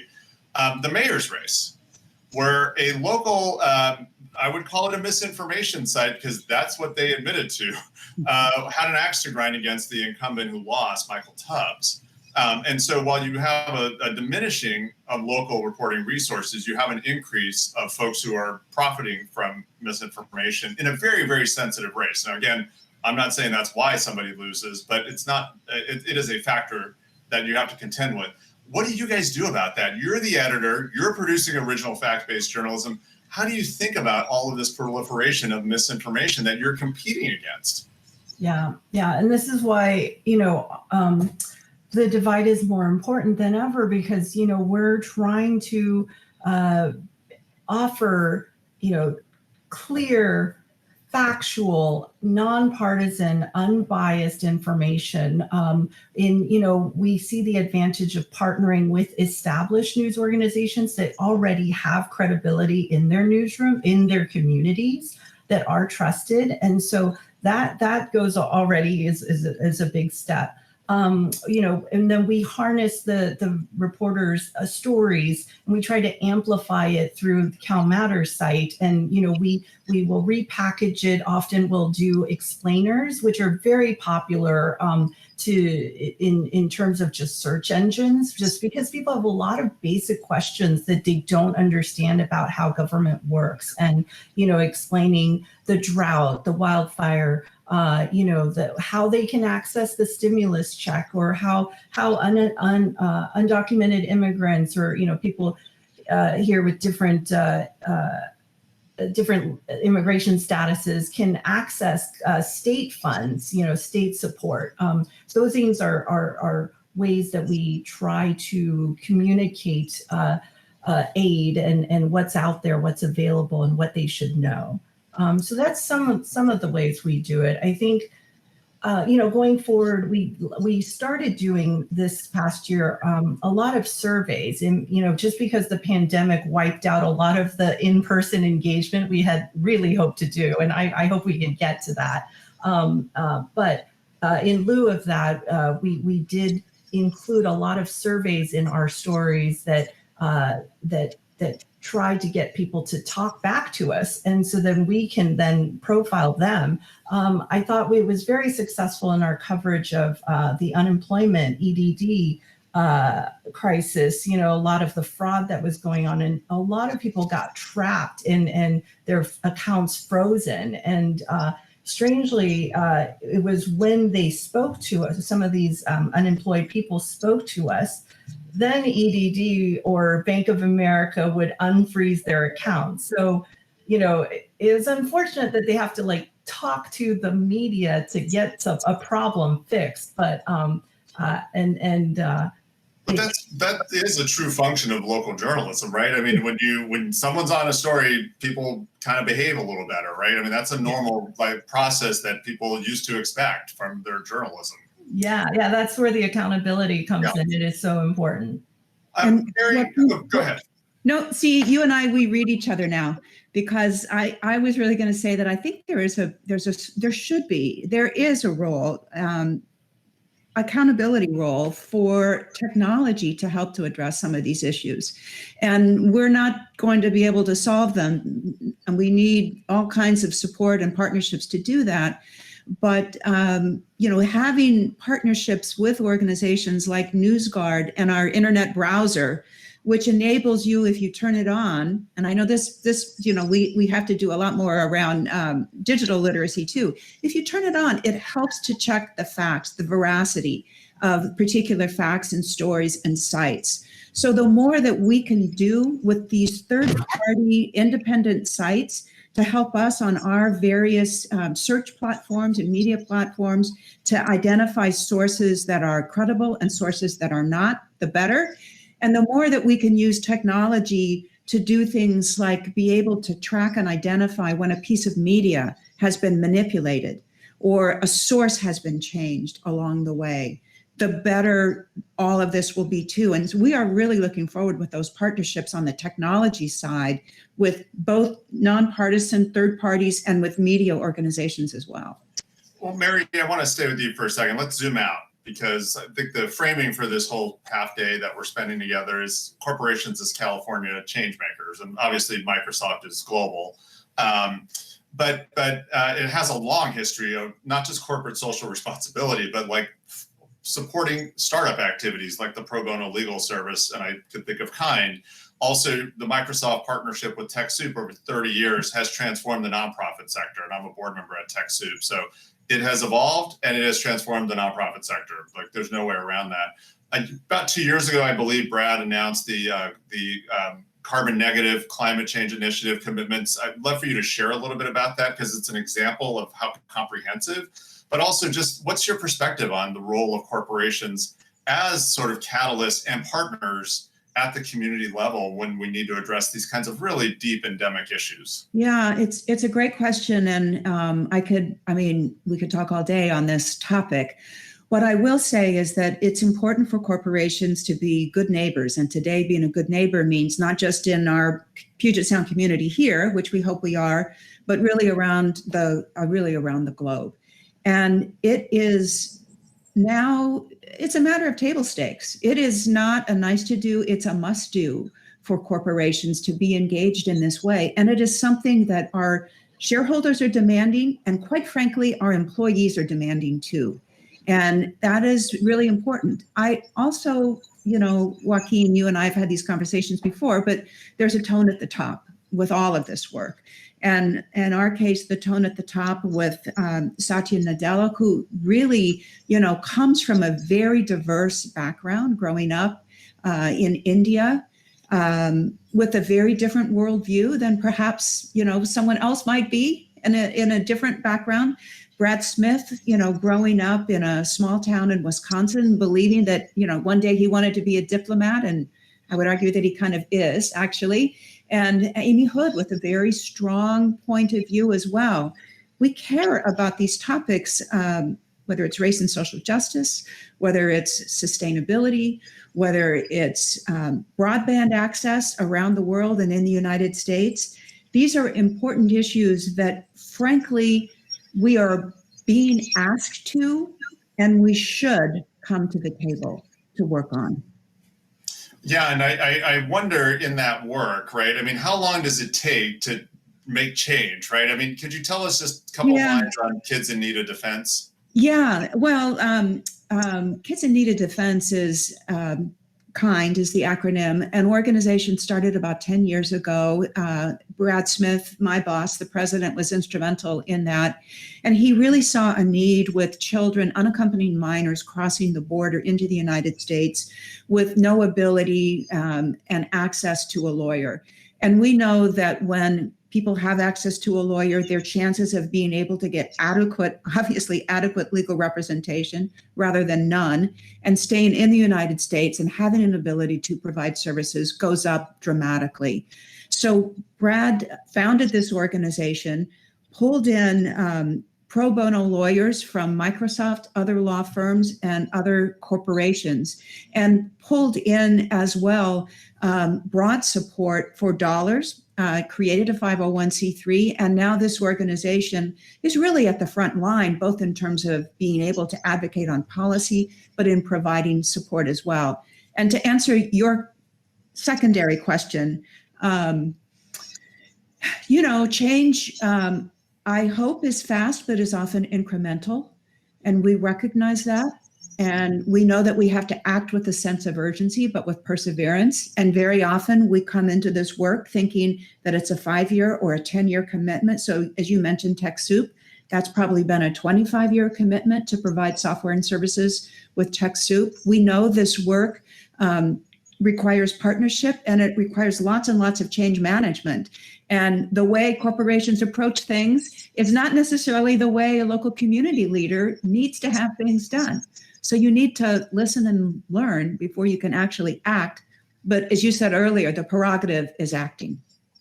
Yeah, and I want to just also call out a lot of those unaccompanied minors were Indigenous young people. They didn't even speak Spanish, and they might have been 3 years old. Madeline, from one of the world's largest corporations, highly engaged on these issues, you have a startup. How big is it, and what is going to happen? Like, how are you evolving? And you have your ground game in Oakland, of course, and you've got your Oakland roots, but this is like block by block in many communities. So when you think about your sort of scaling, expanding to other places, how do you get into those communities? So first, what's your business plan? Second, how are you expanding into other communities? In 2 minutes. No. That's a great question. I actually started El Timpano about 4 years ago, often working out of Studio to Be. And yet we actually didn't have any full-time staff until last year. We expanded dramatically in the last year because El Timpano was designed to address the gaps in equity in terms of journalism and civic engagement that have been illuminated due to the pandemic. And so, we've been serving communities that have been the most hardest hit by the public health and economic crises of the past year. So we really invested last year in making sure that more people had a resource for the sort of public health information and civic engagement that we were providing. So our team expanded last year. We now have one full-time and anywhere from 1 to 3 part-time staff members. Our audience quadrupled in the past year, so we're now reaching nearly 10% of Oakland Spanish-speaking households. And to your question of expansion, we're increasingly getting interest from people from outside of Oakland, from neighboring cities and towns and counties who are asking when we're going to expand. We already know that our audience is well beyond Oakland, even though we've only done outreach primarily in East Oakland. People have been sharing El Timpano through word of mouth to their friends and family. And, we also know that a lot of our audience members have been displaced and are now living in Antioch or Pittsburgh or Castro Valley. And so we are exploring, what it would take for El Timpano to expand. It would really be a natural way for El Timpano to evolve, because so many of the issues that we cover, whether it's housing or immigration, the economy and inequality, those are issues that really don't have a city or municipal border. And so we have really developed a model in Oakland in terms of how to scale that would allow El Timpano to reach more people, but at the same time maintain the sort of engagement and really community-centered focus. And that really is, in terms of the strategy, it really is through community organizing and engagement to really develop relationships with community members. As we expand to Contra Costa or to wider Alameda County, we'll be hiring people on the ground in those communities to really build the relationships that have been so key to El Timpano expanding our audience here in Oakland. Yeah, great. Thank you. And I will just encourage everybody who's in the audience right now to spend some time with what El Timpano has been doing, because it's also really smart, just market research, frankly. Like, if you want to understand from a public health perspective, I have sent many people to the work that you've done, Madeline, as a way to get read into the situation. Judy, a couple of questions I'm going to kind of combine here, and also please get questions in. We still have about 8 minutes. This idea of all the different platforms that news has to exist on, or does it? I don't know if it has to exist on it. The Pulitzer did add an audio category finally, but you had to publish somewhere in order to win a Pulitzer previously, so public radio was not included. Are you going multi-platform? Like, where does the content end up? Like, where do you find the audience, and how do you manage that? And where does the reporting start? Does it start as a text piece and then go out, or does it start as everything at once? Give us some insight. Yeah, no, I would argue we're already multi-platform in a way, just by virtue of being digital, a digital news organization. We are already mindful of how people consume on mobile, and we partner with Capital Public Radio on a podcast, California State of Mind, and we have partnerships with Spectrum TV down in Los Angeles. So, when perhaps say Jacqueline Garcia at La Opinion does a story about a TikTok angel who gives money back to street vendors in LA, she gets called up to go on Spectrum TV, makes an appearance, and then later on we can be interviewing her on our podcast. And so in that way, we're already experimenting in terms of multi-dimensional, and we saw great engagement during the elections with our voter guide. I have to give hats off to the team that worked on our voter guide. It's kind of funny. It's so basic, but we were. It's something that a lot of newspapers, if you remember, I'm dating myself here, but if you remember, you get your insert about your voter guide, and from from the Chronicle or the LA Times or something. Well, strangely, because of reduced resources, a lot of people scrap those things. And so what we did was did a digital form of it, and it included videos that were like 1-minute explainers about key races. They were super and so in that sense, we're already trying to think first of the audience, of how they receive information, especially younger generations. Yeah, and in this sort of philanthropically driven, ecosystem that CalMatters exists in, just again, thinking about who our audience is, how do you interact with that? Do you not interact with funders? Do you occasionally go to some meetings? Like, how, you're the editor, I'm sure they want to talk to you, and having been involved with this for many years, it's a lot of work, but just what's that like for you? Oh yeah, no, it's a pleasure, because I mean, look, I get to go around and gloat about the awesome work of our team. So it's great to be asked to speak to donors once in a while. And honestly, look, Neil and Marcia know my time. They know to ask for help when they need it. And I have great bosses, so it's totally. Yeah, Neil and Marcia getting the plus up. Let me ask you one more question too, and then we'll kind of ease into some closing thoughts. But we're talking about California's diverse communities, and again, I had a reporter once who worked for me who grew up in Fresno, to the son of Mexican immigrants, went to university in LA, and then worked for me in the Bay Area. And I was asking him, like, how do you refer to yourself? Now there's Latinx. Like, there's been about 5 ways that I could have referred to myself racially since I grew up as what I thought was a Chicano in East Oakland. But newsrooms also have to be accountable for being representative of the communities they serve. So how does CalMatters address that? How have you managed that in terms of your team? And you've been in the business a while, so just would love a little bit of your sort of perspective on that.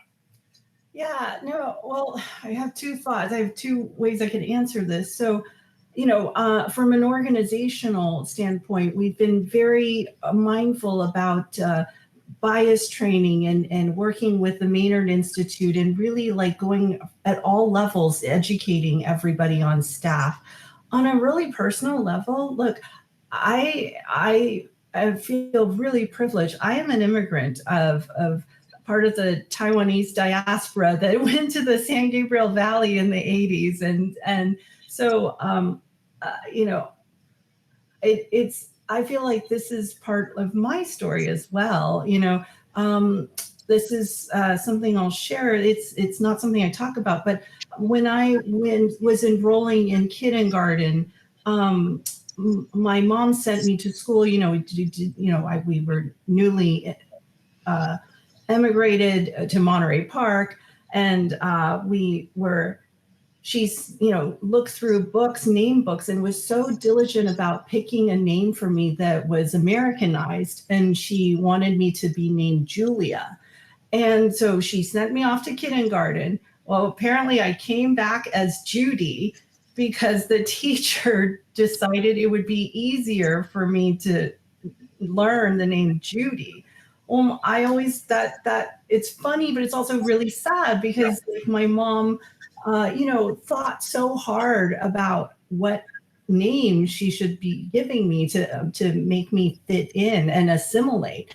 And yet here was somebody else who just totally, went over her head and deemed and named a child for her. And so that kind of experience, look, I was a kid. I really, I love Judy and Julia. They'd be fine. But like, I think of my mom and the frustration and the lack of voice.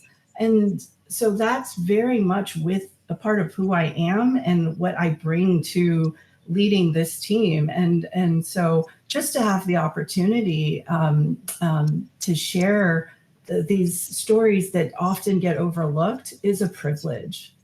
Wow, very inspiring. That was so amazing. Thank you for that. Mary, before we wrap, 30-second question to you. What's giving you hope right now? I mean, you've been roll up the sleeves, getting engaged. In Fresno, we've spent a lot of time. What's giving you hope? Well, Madeline and Judy are giving me hope. actually. I mean, there's no better way to answer that question, but to hear the passion that both of you have for the work that you do, the intelligence you're bringing to it, the perseverance you're bringing to it. And frankly, I'm also excited about other people who are starting to come to this topic and this issue. And I am starting to see, I'm hopeful. I am absolutely hopeful. And I just want to thank you both for the fabulous work you're doing. Joaquin, you're just such a leader in this work as well. So I'm grateful for the three of you. Thank you, Mary. And Madeline, different question to you. You're 4 years old, get it, but you're still kind of in startup mode. You're in growth mode. What do you need? What do we need?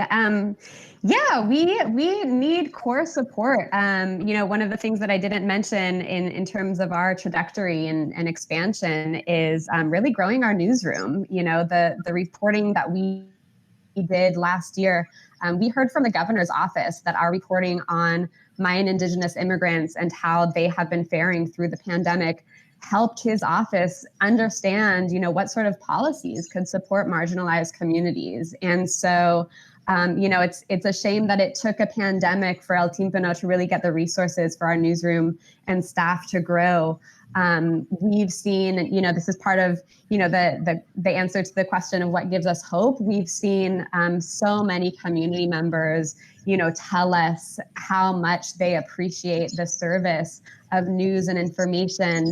They share their stories with us. And so what we really want to do to be accountable to the communities that we serve is have more resources to tell their stories and amplify their voices. Great. Well, I want to thank all of you for being here. And I want to thank CalMatters again, who's been a great partner of mine in the studios, but also created space, across California for really important journalism, but also journalists to have jobs and communities to have a partner. And I think this has been a conversation that has been focused on that partnership. And I would, again, say that corporations are a part of the ecosystem. We need that partnership now. There won't be a later when it comes to local outlets. Now is the time. And so I really thank everybody for being a part of today's dialogue, and we'll look forward to the rest of the program. Thank you. Thank you so much. Thank you. Thank you so much, Joaquin, Mary, Madeline, and Judy. What a wonderful conversation this has been. And Joaquin is just such a champion of this work, and I really appreciate all of you talking about really how important the media role is in lifting the diverse voices in our communities and the issues that are important to them. So just stay tuned. In about a couple more moments, we will start our final session, which we're looking forward to, changing one community at a time. And Neil will be convening that with Full Spectrum Capital's Taj James.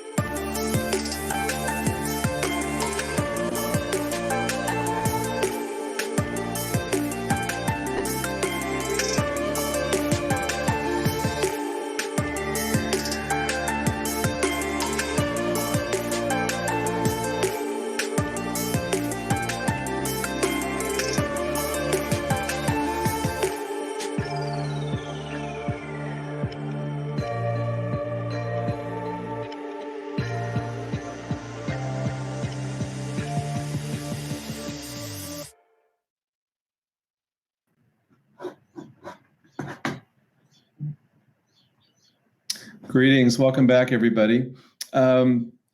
What a fascinating morning. I'm thrilled that we've been able to get together and discuss these issues. I've certainly learned a lot. I hope everybody else has. We are, I'm the CEO at CalMatters, and we are, in the coming days, going to be rolling out something we're calling the California Equity Initiative. The idea is that we've learned so much in the past 15 months. You heard Judy talk a little bit about it in the last session, and you heard what Madeline has learned on the ground in a local news operation. We've learned so much about not only how to do the journalism we've done for so many years that is such an important part of our democracy, but how to really do the work that has an impact on the community, measure that community, and go back and do more of that kind of work. In an environment where so many people have been affected by the pandemic, by inequity and injustice long before the pandemic and worsened by the pandemic. We're going to raise a multi-million-dollar fund designed to support both CalMatters at the state level, a number of our partners like El Timpano at the local level, and a couple of our partner organizations, Media in Color and the Latino Media Collaborative, who we've worked with over the past year to figure out how to sustain and support local community journalism organizations at a time when their business is changing so fast that many of them are in danger of disappearing. Not so much the large corporate ones, but the smaller ones that are serving distinct local communities. So in trying to raise this money and trying to fashion this conversation, we've leaned on a couple of good friends, and one of them is Taj James. I want to welcome Taj to our conversation. Taj runs Full Spectrum Capital Partners and is a self-described father, poet, strategist, ecosystem designer, and capital advisor, which is a great combination of descriptions. I had to read that off your LinkedIn page to make sure I got it right, Taj, but welcome and thanks for joining us. Thanks so much, Neil, and thanks to you and Marcia and the whole CalMatters team. Today has been so inspiring, and I learned so much, and I'm so excited for this conversation. I think my big takeaway is that we're sort of living in unprecedented times, economically, politically, culturally, environmentally, and everyone really spoke to that today. And today, what we really heard was ways in which leaders in the corporate community, working in partnership with you, working in partnership with community journalists, are really trying to sort of step up to the moment and meet the moment by making some really big and bold moves. And I think that the question that I was sitting with upon listening to the really powerful conversations today is, are we going to make it the last mile? Because we clearly have enough energy to get, I think, maybe halfway, 2/3 to the moon, but if you don't make it all the way, you're not going to get there. So I think the question I have for you is how do you think this new initiative, this new equity initiative, what difference is it going to make in terms of building off of all the momentum that's just been described, off of the amazing sort of infrastructure and partnerships you all have built over many years, and the results of which we just heard an incredible amount about in terms of how communities that need to tell their stories are getting the support and the resources to tell those stories, and those stories are influencing policy and really, really changing people's lives. How is this new initiative, you think, gonna help get us over that last mile? Because big commitments have been made, but getting the resources truly into the hands of the people who need them, getting that last mile of the race completed, really takes the kind of role and relationship that you all have built over many years. So what difference is this fund going to make, do you think, in that? Taj, you're right. We are a statewide news organization, right? Founded 6 years ago, based in Sacramento, to cover the policy issues that affect people directly all over the state, but that weren't getting covered as much by traditional media as they sort of pulled away from their Sacramento coverage. And so we started with that coverage. What we really learned in the past couple of years with Judy's work on the California Divide Project, with some of the work that our partners have done, is how much direct impact we can have in a local community. Madeline's publication, El Timpano, has this wonderful impact report. And in it are quotes from people who say, because of the Spanish language text messages they got from her, they went and got the vaccine. They wouldn't have otherwise, right? They're learning about specific things in their communities. What we found is that by doing the kind of coverage that Judy's team did over the past year, you write about evictions, for instance. You cover evictions in a place like Fresno or in Los Angeles or in Salinas. You start to talk to people who are facing eviction directly. You hear from them. You talk to their landlords. Once in a while, the landlord will back off, as Joaquin said, right? Media has a good impact in local communities. The landlord might back off of that eviction. That family might get some gifts from people in the community. There's a beautiful video we got from one of the families of a kid getting a hoverboard for Christmas that he wouldn't have gotten if the community hadn't helped out, that he wanted. But then what's really rewarding is when you hear on the floor of the state legislature, often from a member of the legislature who is from that community, right? We keep reminding ourselves Sacramento is where the decisions are made, but the people making those decisions come from all over the state and represent people from all over the state, work for people all over the state. Somebody from one of those communities says, look at this CalMatters story.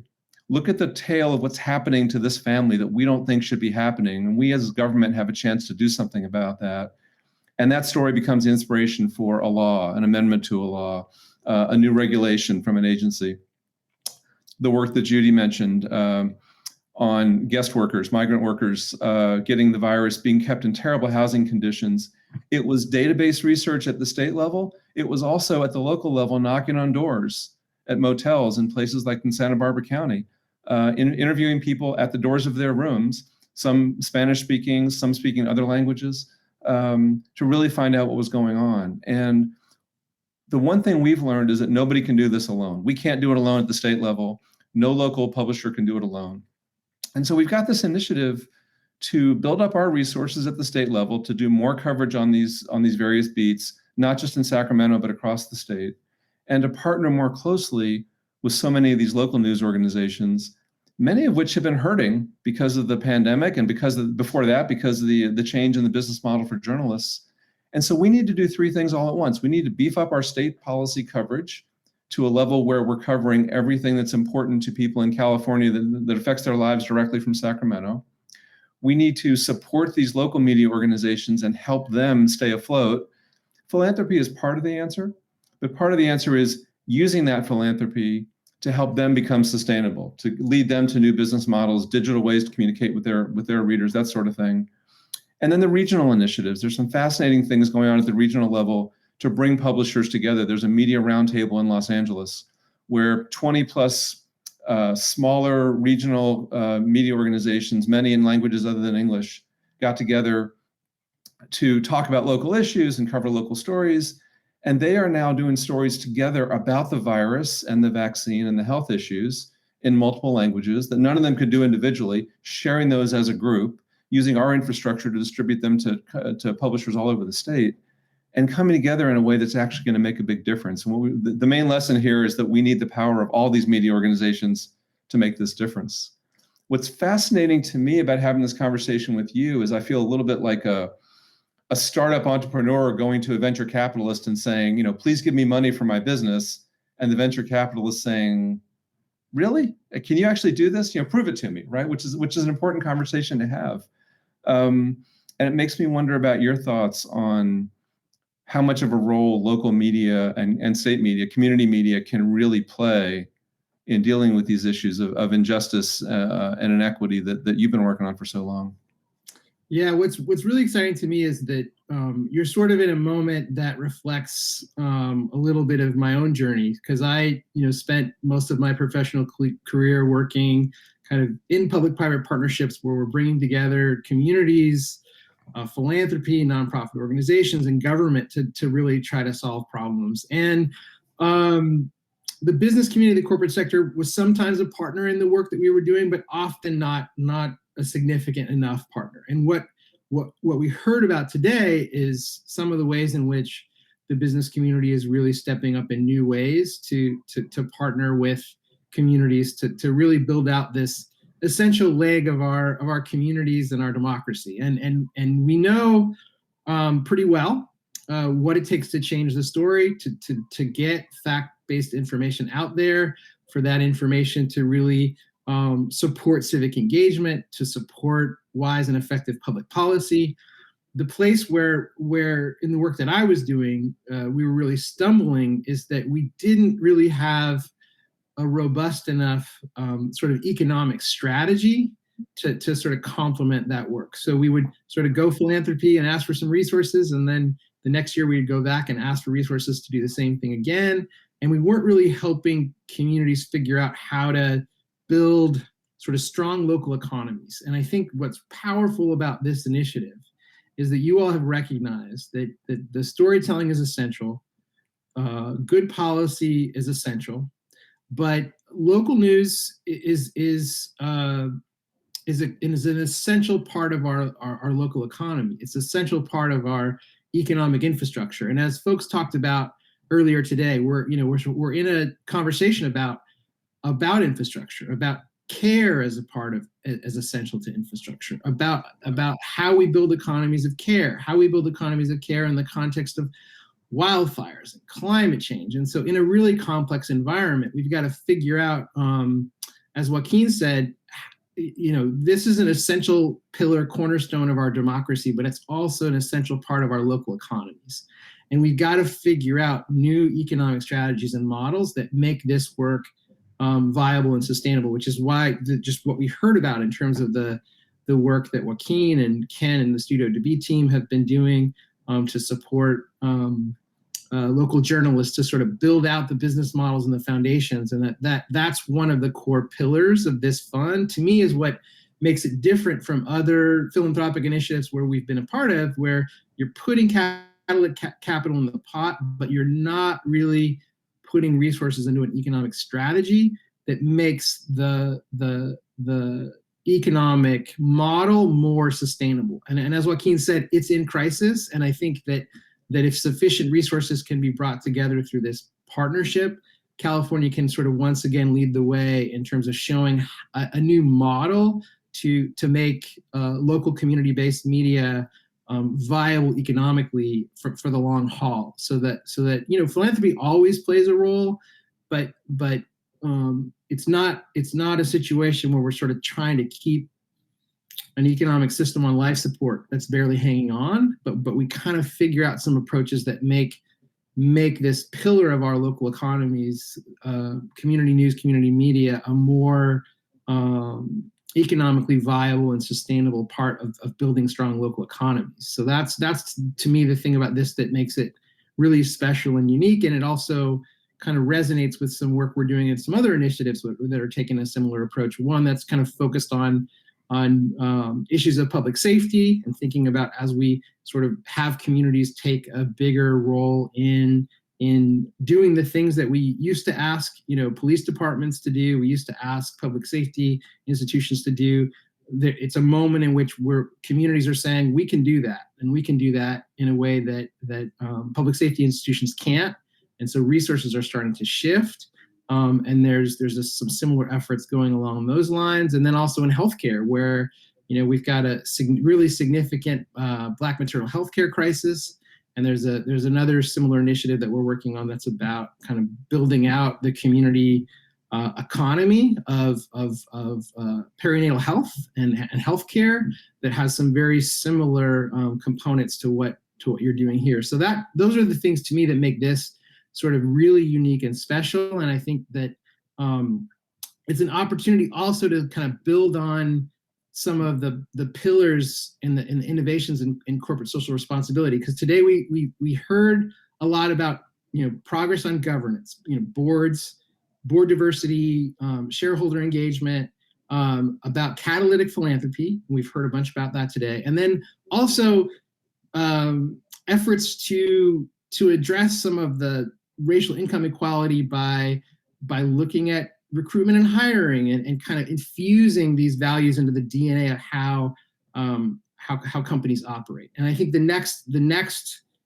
level of that, the place where the conversation really has to go, is sort of the equity component of equity, which is ownership, and how we help communities to build more sort of ownership into their local economies in a way that make them more sustainable. And we've got a really interesting example from from Google recently in the last year or so, where through their treasury, they made a big investment in Opportunity Finance Network, which is the sort of largest national network that supports CDFIs, which are sort of the revolving loan funds that exist in local communities to circulate capital to build local economies. And I think we need a similar kind of partnership from philanthropic partners to say, we've got to put capital into these local economies in a way that make them more sustainable, and community news and media is central to that. So the way this fund is structured is sort of ideal to make that kind of political shift a reality.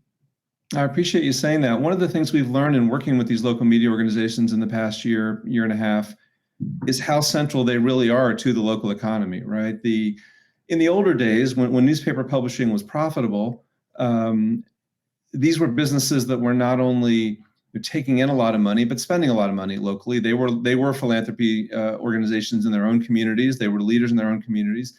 They still play that role, but they're central to the economy in the sense that they take advertising, right? And they lead people to local businesses. They show people how to get involved in the community, how to understand issues, what your city council member is doing, and how to get engaged there.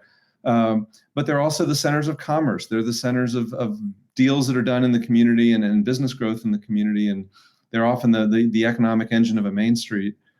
What has changed for us, I think, and it took a little while to realize this, there are so many sectors of our economy that have long been the targets of philanthropy, right? Places where philanthropy had to step in and help: the arts, the culture, the ballet, or where government had to step in and help. The fire department, right? Nobody would expect the fire department to be a paid-for service. Society decides to support that because it's a good for all of us. Journalism is different because until the internet came along 25 years ago, this was a very profitable business, newspapering specifically.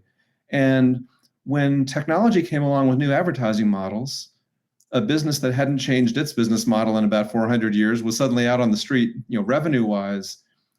But the business is still there in the communities.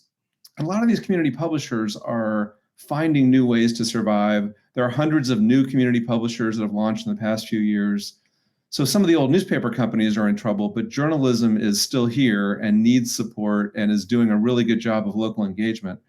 We hope we can bring some of the original funders. There were organizations like the Knight Foundation, which is the profits from the Knight newspapers. The McClatchy family, a lot of us in California know, did a lot for the state for many, many years when it owned a number of newspapers and broadcast outlets here. When we started CalMatters, a lot of the initial funding was people who were sort of endemic to journalism and believed journalism was a good idea. As we've grown and as our impact has grown, we've started to see people reach out and support us, not because of the journalism, but because of the impact we have on the topics we cover. The California Healthcare Foundation is a great partner of ours. And they say they support us because our work helps their goal of increasing healthcare outcomes by better informing people and by informing the policymakers. The College Futures Foundation, which exists primarily to get more kids into college and give them a better college experience in California, they helped us build a college journalism network to create opportunities for college and high school and college journalists, especially from places, let's say, outside of the 5 largest campus newspapers in the US that everybody might know.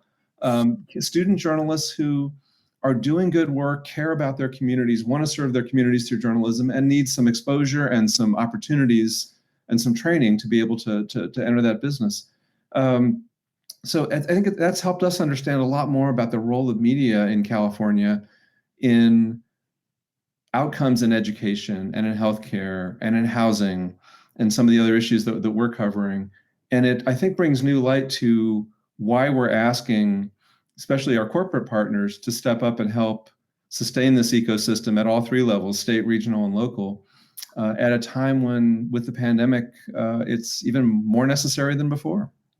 Yeah, I want to sort of go back to the thing that had me a little, it was sort of sitting with me in the beginning of this conversation, which is sort of what I sort of call the last mile challenge. And you've really demonstrated and illustrated your ability to deliver value at that last mile. And as you were reflecting, I was like, it's not really the last mile, it's the last block, because your partners are really going block to block, neighborhood to neighborhood, microphones in the street, because that's where people live, and that you've got to get down to that level to get the real story.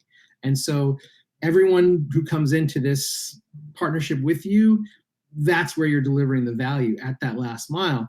And that's been so important because, you know, there have been a number of initiatives in which significant philanthropic resources or significant government or stimulus resources have been designated for equity purposes. And what we found is that despite the policy, despite the best intentions, often a significant amount of the resources don't actually land in the hands of the people who need them because there weren't the right last mile partners to make sure the resources got that. And we saw that in the 2008 stimulus. We saw that a lot in some of the stimulus that came through in this last round.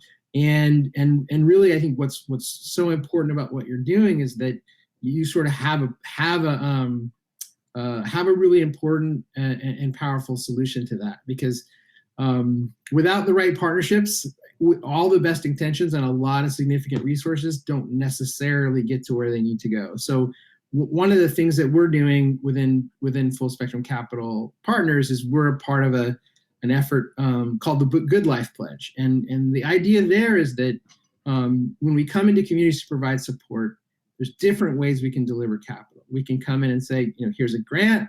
We can say, here's access to debt, loans, resources to get something going. And we can also deliver equity. We can deliver assets. And what we know is in the challenge of addressing racial inequality, we've got pretty good strategies to address income inequality. But often where we fall short is in a systematic approach to build wealth in communities and to address racial wealth inequality. And what we're finding in the Good Life Pledge is that it's important for corporations and philanthropic partners and capital stewards to think about how to shift and transfer assets. So the challenge that we've put out to folks is to think about your investments in terms of thirds. We've heard about some thirds today, but this is another way to think about thirds. So if you've made a $60 billion commitment or a $100 million commitment, one, make sure you've got the right partners to deliver on the last mile of that commitment. So that's the first thing. But take a third of those resources, and as we heard from our friends at JPMorgan Chase, think about how to infuse those resources into the DNA of everything that your company does in terms of all of the ways that you operate. And so take a third of your resources to transform how you operate as a company. That's the first challenge. The second challenge is take a third of those resources and bring them into these kinds of public-private partnerships, equity-focused public-private partnerships that this fund represents, so that you can achieve the impacts that can only happen through collaboration between a lot of partners. So this is a place where those corporate social actors who are doing really good on their own through working with you and working with CalMatters can bring all of your unique skills and gifts together and to bear into a shared initiative, into a collaborative effort. Because what we know is some of these problems require a unique set and combination of skills and expertise from a range of partners. And this kind of collaboration allows for that partnership to come together. So take a third of the resources and put them into initiatives like this. And then the last third is about thinking about ways to directly shift assets into the hands of communities to change their balance sheets. And we've got a whole set of strategies for how to do that. But as you heard from Studio to Be, the story you just heard, part of that story was that there was a place. There was a place that journalists could go and do their work and be with other journalists and build out their business models and build out their strategies. And we've got a lot of, as Joaquin will tell you, we've got a lot of empty buildings in downtowns across the country that used to be newspapers, and now they're sitting empty. And if we just committed as a part of this to basically, what if we put that real estate in the hands of our community journalists, in the hands of our community storytellers, and said, here, you've got an asset, you've got a place to do your work. in terms of building a different kind of economic model, what we're finding is if you can make asset transfer a third of your economic strategy, then that provides a foundation for the catalytic capital to come in, for the long-term low interest debt to come in, for all the business development and capacity building to come in. That's really essential to kind of actually getting over the racial equity wealth gap.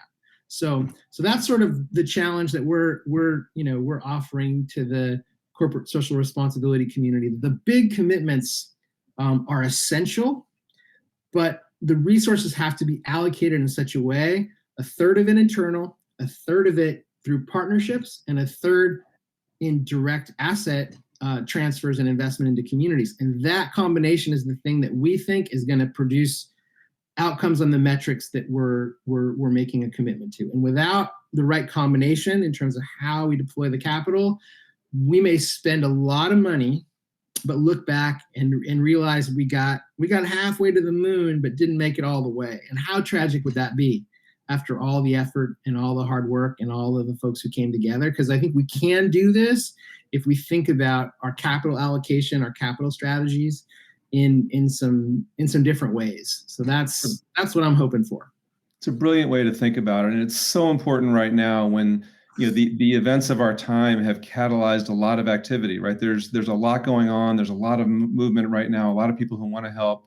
Having that kind of a structure is so important to make sure that works. And we actually get that last mile. It makes me think about the Sacramento Observer, the Black-oriented paper in Sacramento, second-generation family-owned business. They're building a new office, and a huge part of it is a community center. It's a function. They want people in the community to physically show up post-COVID and engage with them. Right? KQED, the public television station in San Francisco, is doing the same thing. It's renovating its building with a lot of public space on the ground floor. News organizations are the center of these communities and the places where a lot of this can happen. If we can empower them with the information and the tools, the two-way dialogue, right, to get information to people in the community, but also to pull those stories out of the communities and raise those voices up to the place where legislators and people who make policy decisions can hear them, then I think we've had a real impact. I really appreciate your perspective on this. A couple minutes for questions. If anybody has one, please pass it along through the chat. Just to build on that, some of you may know there's a whole movement within community development that's about creative placemaking. And the idea is sort of, if you focus on investments in arts and creativity, that can be a real driver for building strong local economies and economic revitalization. And the example that you just gave to me is such a powerful illustration that news, reporting, storytelling can be just as powerful of an economic driver for strengthening local democracy, civic engagement, and local economies in the ways that we sort of come to understand the creative place-making approach to be. And I feel like it's time we kind of just broaden our understanding of that. And I think this initiative is really a way to put some real resources behind what you've already demonstrated and your partners have already demonstrated is possible on an economic basis. That by investing in this kind of work in this way, we not only sort of reconnect communities that are fragmented, help people get access to information they need to keep themselves and their families safe, but we can really have this work be a driver for building strong local economies. And that's so critical in this time with so much inequality that we've really got to figure out how to tackle. Well, Taj, I can't tell you how much we appreciate having you in the room as we figure out how to build this initiative, how to launch it, how to get it out to people, and how to make it work and make sure it succeeds in reaching that last mile. And we'll be sharing a lot more about this with the folks who've been with us all day today and the other folks in our community.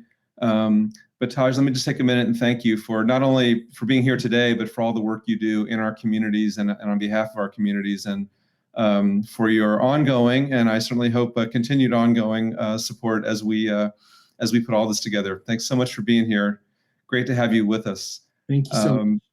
Excited for what's next. A huge leap on the horizon, especially after today with all of the partners that are here. There's nothing we can't do if we just keep this conversation going and everyone bring the best of what you've got to the strategy and some real significant change is possible in this moment. And California can lead the way once again, as we often do. As we do, right? That's our role here in California. I couldn't have said it better myself, Taj. Thanks so much for your time. I'm going to turn this back to my co-conspirator here and the person who's led the development of this program for the many weeks it took to pull together, Marcia Parker. Marcia. Thank you, Neil. Wow, I'm just feeling really kind of emotional about this day. What an amazing and inspiring conversation we all had today. So thank you, everyone, for joining us, for really rolling up your sleeves and investing in this conversation. I think it's a really, really important one. As we noted, this is the first of what we plan to have as a series of conversations across the state. So we're looking forward to engaging with all of you in this process.